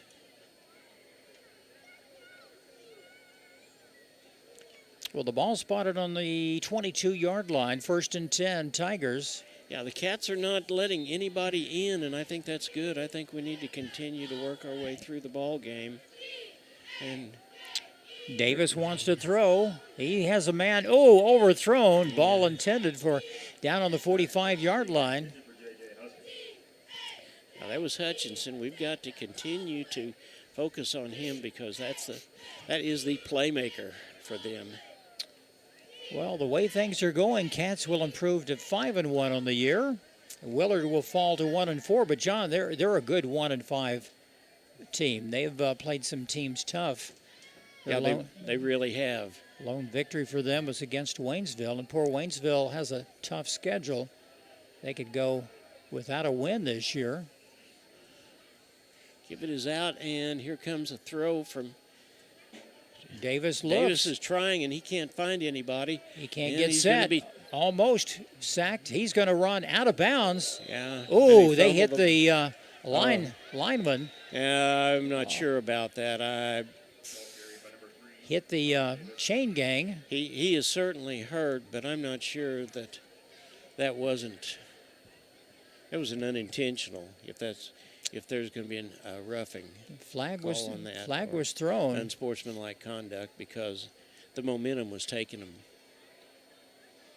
both of them out of bounds. Because he was hit, it looked like before he went out of bounds, and it just happened to be the lineman there. The chain gang was right there, but they were slow getting over there to him. He's still on his back. Is that Davis, the quarterback, that's still down? Yeah, that's Davis, the quarterback. Towdy is shooing all of our sidelines away to give him plenty of room to be able to. I'm not sure he didn't scrape himself on that on the side as he hit the pole, and he's not wanting to get up. He's still got his helmet on. He's got one knee up. While we're waiting. So just want to get a few other scores, quick scores in here. Final scores. Fourth quarter, Mac County on top of Aurora, 21-14. Monette all over East Newton, 42-20. Cassville on top of Mount Vernon, 39-28. And Seneca all over Carl Junction, final 42-7. Nevada Tigers defeated Lamar, defending state champs, 27-7. That's another loss for the Lamar Tigers. Yeah, it is. Well, Davis is still down, John, and I hope he's okay. He's moving around. I don't know if he hit his leg or fell just wrong, but a flag was thrown. I'm not sure that, yeah, he's not hurt. Let's take a timeout, Luke, and we'll be back. You're watching the Neosho Wildcats on the KNEO and Neosho Wildcat Sports Network. Hi, I'm Barry Reel with First Free Will Baptist Church of Neosho, and I want to give you some encouragement today. None of us are perfect, but sometimes we feel like we have messed our lives up so badly that even God can't fix us or help us. I want to assure you that's not the case. In Romans 8:28, we read that God causes all things to work together for good to those who love Him and are called according to His purpose. That means that God can even use your mistakes to do good in your life. I want to encourage you to trust God and let Him give you peace about your past, a purpose in your present, and hope for your future. With KNEO Radio, this is Barry Reel.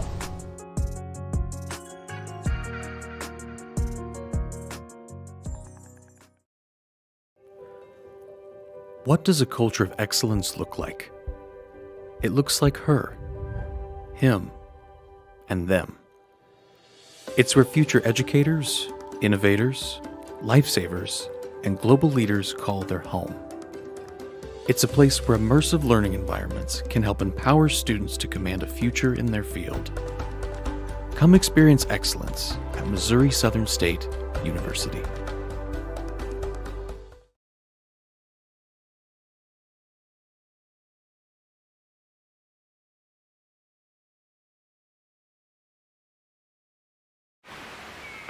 The Neosho R5 School District is committed to shaping the future, one student at a time. From academics to athletics, we empower our students to reach their full potential, installing values of hard work, teamwork, and integrity. We would like to thank you for tuning in to the broadcast today and cheering on our Wildcats. Our dedicated teachers, staff, and coaches work hand in hand to provide a well-rounded education that prepares students for success. Together, we're building a brighter tomorrow for our community. The Neosho R5 School District, where excellence thrives.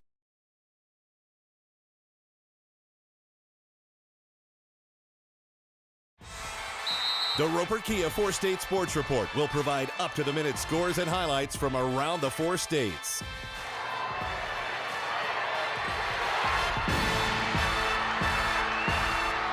With ultimate local coverage from all your favorite teams. The Roper Kia 4-State Sports Report, weeknights at 6 and 10 p.m.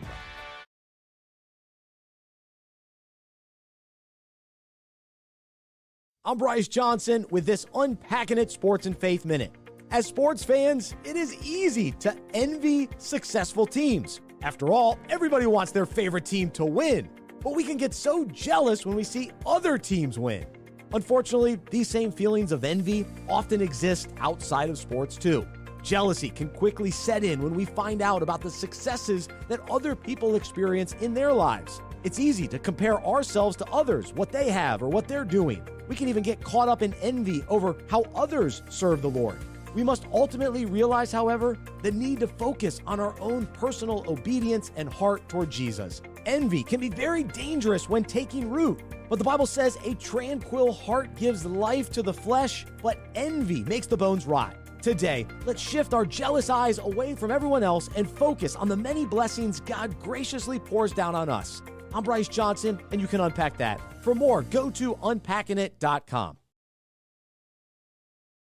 Tyler Davis is the injured player, and they've got him up in a golf cart and looked like he was wrenching in pain, Jim. His leg is hurt.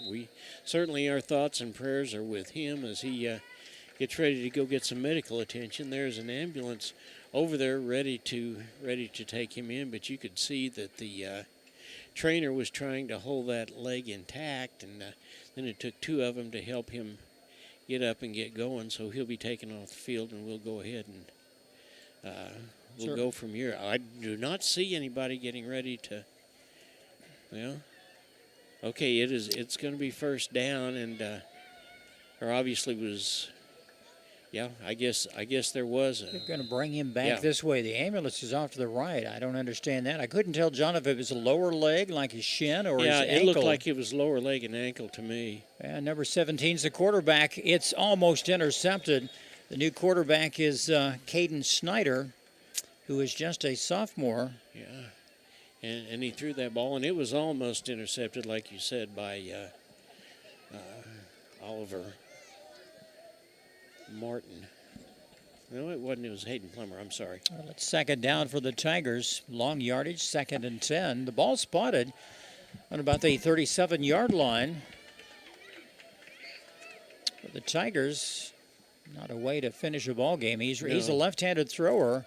Yeah. He wants to throw. He completes his pass at the 40, close to a first down. Looks like it's going to be a first down, and 5:35. The clock continues to run. It's 3rd and about 1, Jim. Didn't quite make the first down marker.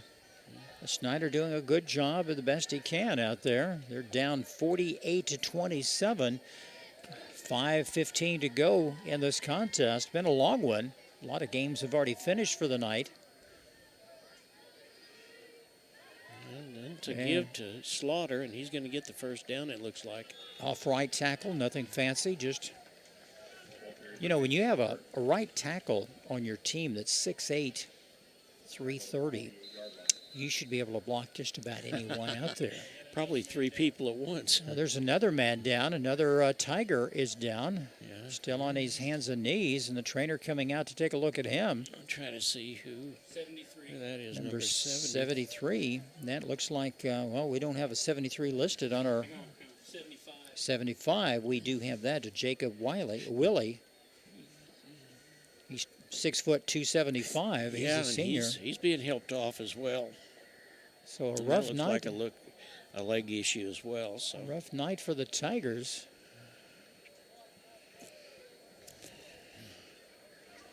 And the clock is stopped with 5 minutes and 1 second. Now it's going again, and before the ball snapped, it'll be less than 5 minutes to play in the ball game. 1st and 10 for the Tigers. Snyder running to his left side. He throws. He completes. He has a man open at the 45, knocked out of bounds. Yeah, and that is Keyshawn Close. He was knocked out of bounds, and that'll stop the clock. But he's still about 3 yards away from a first down. Let's see if the clock is... It's stopped momentarily. 2nd down and short yardage. Yeah, he stepped out of bounds, and that stopped the clock. Ball spotted at the 44-yard line. Snyder, the sophomore quarterback, now in place of Davis, almost knocked down, almost thrown for a sack. Yeah, and I'm not sure where that ball was going. There wasn't anybody within 15 yards of where it landed. Well, it's 4th down. You know, the Tigers will be going for it. Ryan Counts is back into the ball game for the Cats. Cats have been running some more players in and out of the ball game, Jim, and rightfully so, giving some of our folks an opportunity to rest. And it's 3rd down.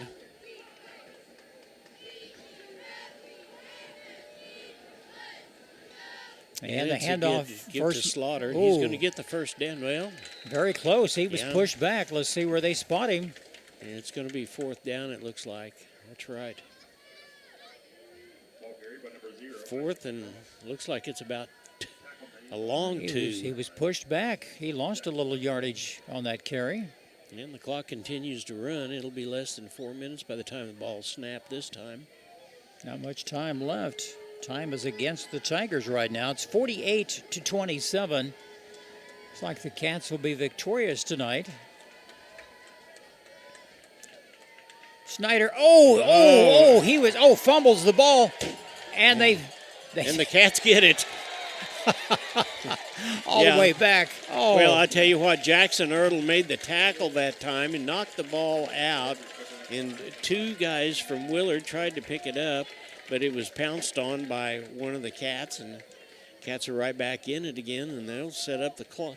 Set up with 3 minutes and 49 seconds left in the ball game. Number 10 looks like Mr. White going to come in relief of Patterson. Why not let these young men have some experience? They have the game well under control. You don't want to see anyone else get hurt tonight. Brody Leach is in the ball game as well. 3:49 to go. And it looks like that is Caleb Gosperson. And the ball is given to him, and he's going to go up and almost get a first down. No, he's about 4 yards, I guess. He's down to the 35-yard line. All they have to do is just run forward and take time off that clock. Several Tigers getting hurt here late in the ball game. Quarterback Tyler Davis went down. Looked like either a leg or an ankle injury, and he was carted off. Number 71, Connor Hay, into the ball game for the Cats, and some of our offensive linemen are getting an opportunity to do some things, and that makes you feel really, really good for the future of this ball club and this program. Second down, ball just shy, just over the 35-yard line. Oh, fumbled the ball, and they pounce on it in the backfield, a loss. Yeah, White jumps on that ball. I don't know whether that was supposed to go to Gosperson or not, but he jumped on it wisely and didn't try to pick it up, so it'll be third and looks like about 10. You come in cold, timing is off, and, just little factors like that, and you're a little nervous, you're fresh into the ball game. And 2 minutes and 30 seconds left in the ball game, so all they have to do is they'll run this play. They're getting the call in from the sideline. Yeah, if we get a first down here, then that may very well be the ball game. And a whistle stops the play. Let's see what happened. What happened? I don't know whether he was blowing. Illegal procedure against the Cats. John, we're used to looking at the referee, but we're looking for he's looking at the wrong way, and we can't pick up on that sometimes, but 5-yard penalty. They mark it off against the Cats. Let's do it again. Third. Rhett Wilson into the ball game for the Cats now, too. And it's going to be third and, about 17, Jim? It looks like that. Long yardage. See if they'll try to pass. They will. A nice long throw is good. Oh, what a touch. It's going to be a touchdown, Wildcats. It most certainly is. Oh, 47-yard touchdown pass. To Hayden Plummer. Great pass from White that time. He had the man beat, and it was just a perfect pass. Coming at the 2-minute mark, and John, that was beautiful. It was. You couldn't ask for a nicer pass. Well, it's 54-27. 54-27. Could almost have the running clock here, and the kick is up. And that one's good. And it's good. 55-27. Neosho on top of Willard. Let's take a quick timeout and return on the KNEO Wildcat Sports Network. Crowder College, your future, our focus. At Crowder College, we have 6 convenient locations in Southwest Missouri and online programs to fit your needs. Flexible scheduling provides a pathway to a career or the opportunity to transfer to a 4-year university in a variety of programs. Cheer for the Rough Riders at athletic events. Use the Missouri A+ Scholarship Program for free tuition and common fees. At Crowder College, your future is our focus. Apply today at crowder.edu.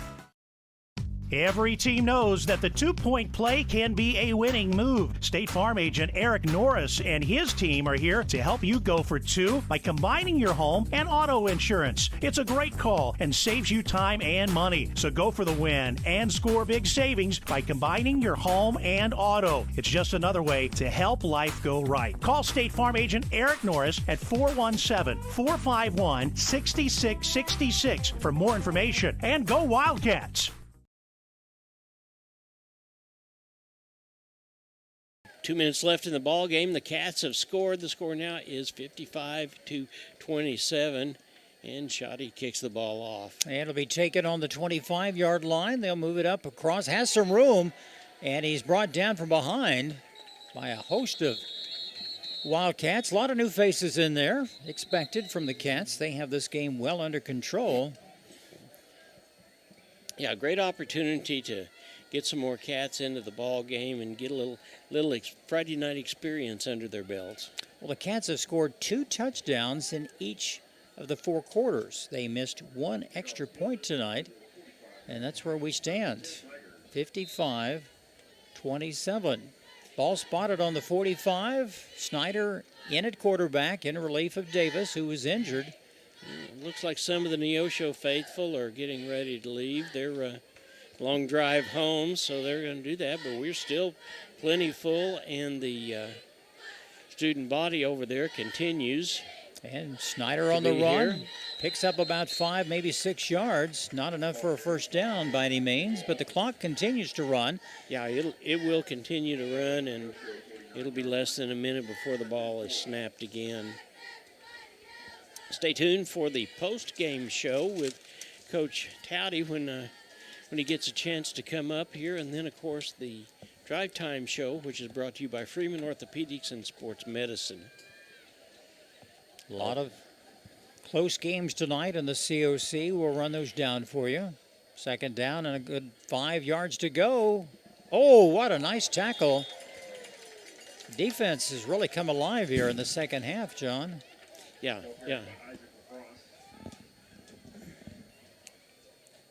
Under a minute to go. Clock's just going to wind down. Tackle was by Dolan Greenfield that time. And there's 48 seconds left. Well, the Cats have held the Tigers scoreless in the 4th period. They scored most of their points in the 2nd and 1 touchdown in the 3rd, and that's it. Snyder back to throw. He's wanting to throw long. And he's stopped. Ball is loose.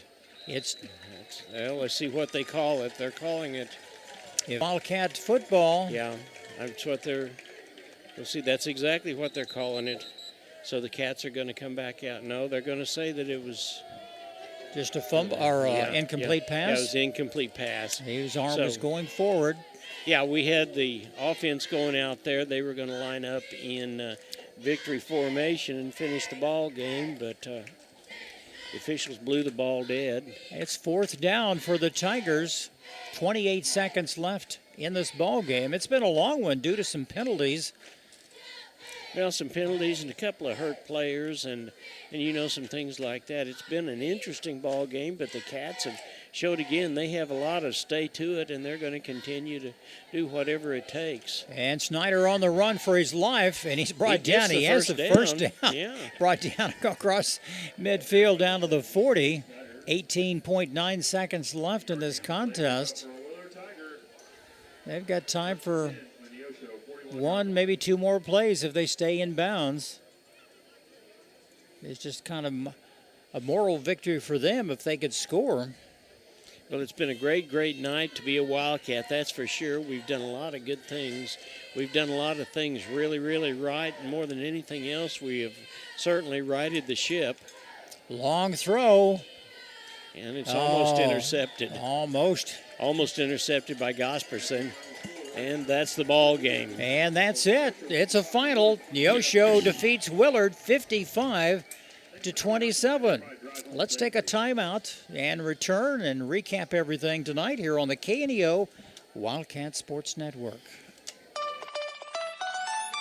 The law offices of Wood & Peterson is sponsoring this portion of Neosho Wildcat Athletics, located at 217 South Lafayette, Neosho, and 431 Virginia Avenue in Joplin. They serve Southwest Missouri with personal claim representation. For more information, the phone number is 417-451-4141 or online at neoshoattorney.com. The law offices of Wood & Peterson are proud supporters of the Neosho Wildcats. Today's Wildcat game is brought to you by Edgewood Bowling Center of Neosho, Missouri. Located at 2811 Gardner Edgewood Drive, they now have new synthetic lanes for adult and children bowling leagues and a smoke-free environment. They also have a certified pro shop and hosting for private parties. They offer Cosmic Glow Bowling on Fridays and Saturdays after 8 p.m. To learn more about Edgewood Bowling Center and their leagues for adults and children, the phone number is 417-451-4505. Southwest Missouri Bank in Neosho serves the Neosho area from 2 locations. They offer business banking services including checking and savings accounts, business loans, and electronic banking. Learn more online at smbonline.com. Southwest Missouri Bank, a proud sponsor of community broadcasting on KNEO, equal housing lender, member FDIC, where their slogan is Southwest Missouri Bank, we can do that.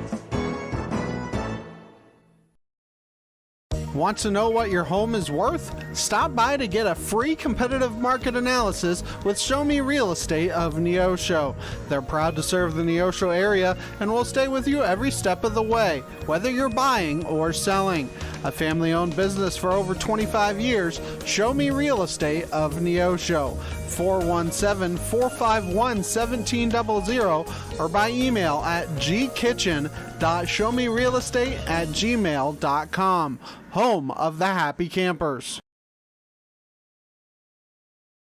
And welcome back to Willard, Missouri, where the Neosho Wildcats win the ball game, and they win it reasonably handily. And I'm trying to wave at Coach Taddy. Yeah, he sees me now, so he'll be over here in just a minute. But Jim, it was a total ball game for the Cats. We played well defensively, and we did some things offensively that were sure right. And Willard stayed in the ball game. They gave it their best shot tonight. Coach Taddy coming up, and our coach's interview tonight is brought to you by Arvest Bank of Neosho, where they believe in the power of serving others, whether from small business to agriculture, and whether you're looking for someone to help manage your mortgage or an expert in wealth management, they have you covered. You deserve a financial partner who cares and can help you reach your financial goals.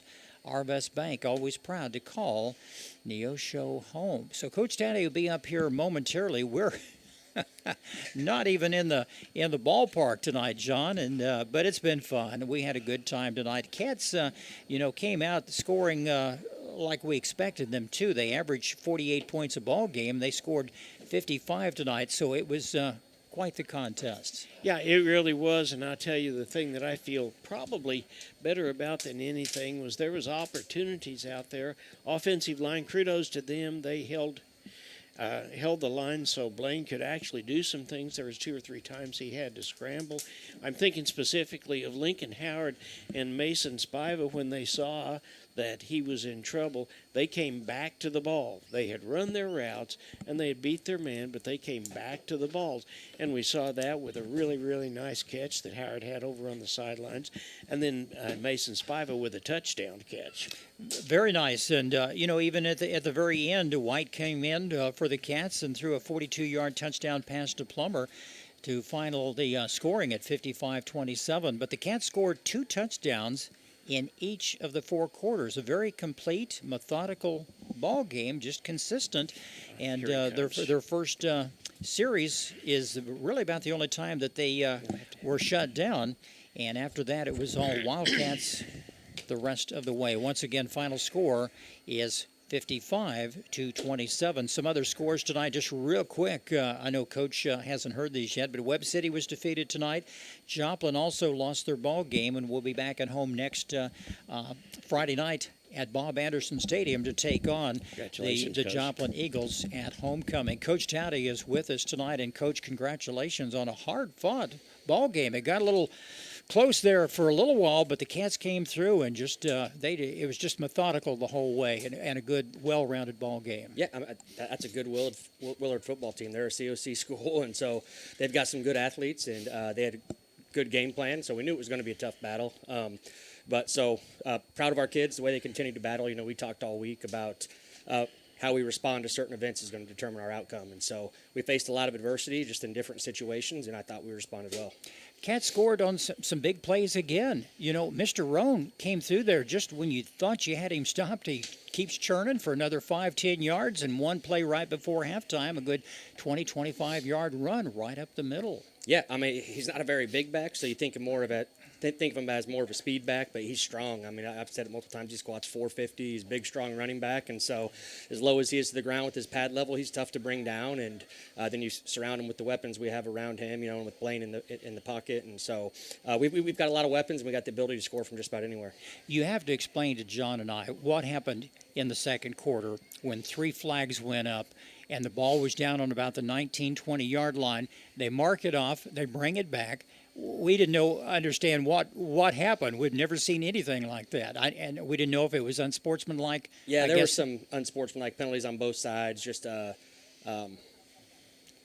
unnecessary stuff, and so they just marked them off in the order that they happened. Basically, ended up in the same spot.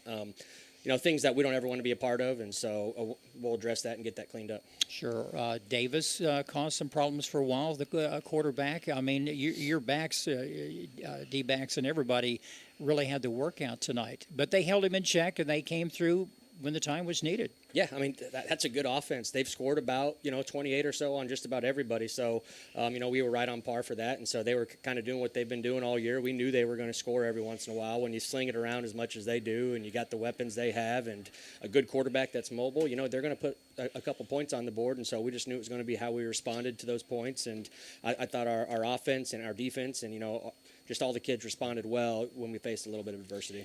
We talked about, Jim and I talked earlier, and I said the thing I felt best about was, first of all, Patterson had to scramble. He had to scramble. Kudos to the offensive line for giving him plenty of time out there.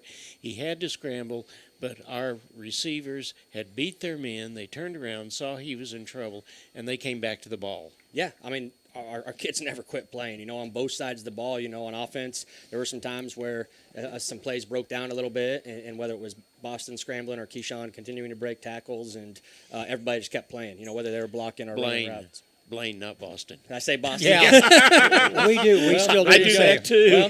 Well, the same we thing. love Boston and Blaine both. Yes, but we do. yes, Blaine, whether Blaine was scrambling, but everybody just kept playing. And the same thing about our defense. Their quarterback scrambled around a lot, and a lot of times he would scramble around for 3 or 4 seconds and find nobody because we were still in coverage and our D-line was pursuing. Well, I'll tell you what, it looked like our D-line finally had his number.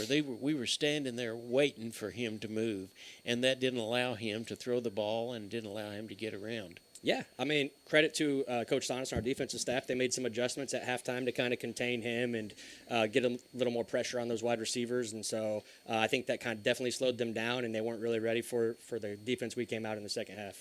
Good news tonight. Webb City was defeated.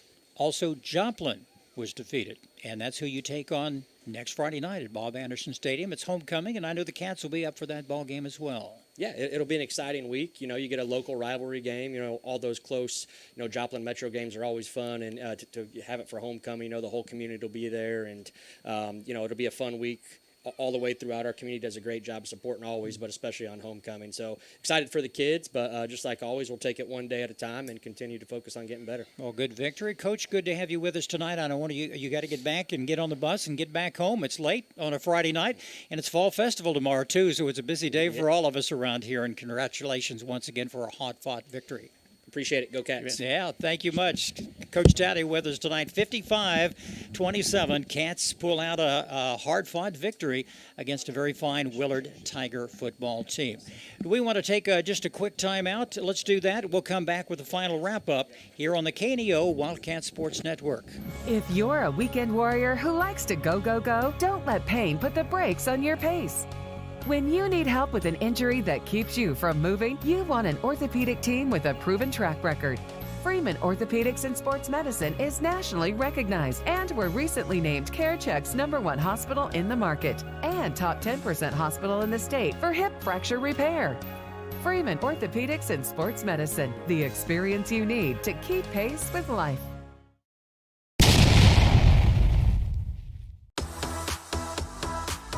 Welcome to the Final Drive Scoreboard Show on the KNEO Sports Network.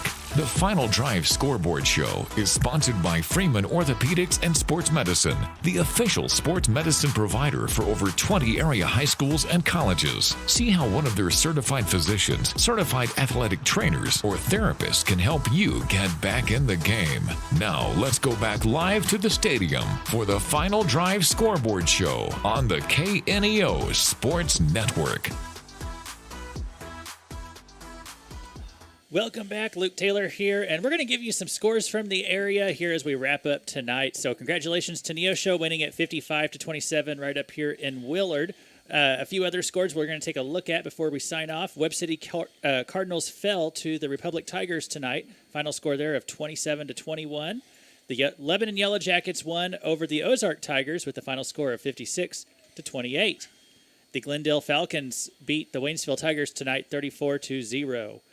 Joplin Eagles fell to the Carthage Tigers this evening. Final score in that game was 28 Carthage, 21 Joplin. And the Nixa Eagles won it 56-7 over the Kickapoo Chiefs. As we look over at the Big 8 Conference, Cassville Wildcats were victorious over the Mount Vernon Mountaineers with a final score of 39-28. Seneca Indians won it over the Carl Junction Bulldogs 42-7. Nevada Tigers won tonight against the Lamar Tigers 27-7. And McDonald County Mustangs were victorious over Aurora Hound Dogs. Final score on that game, 21-14.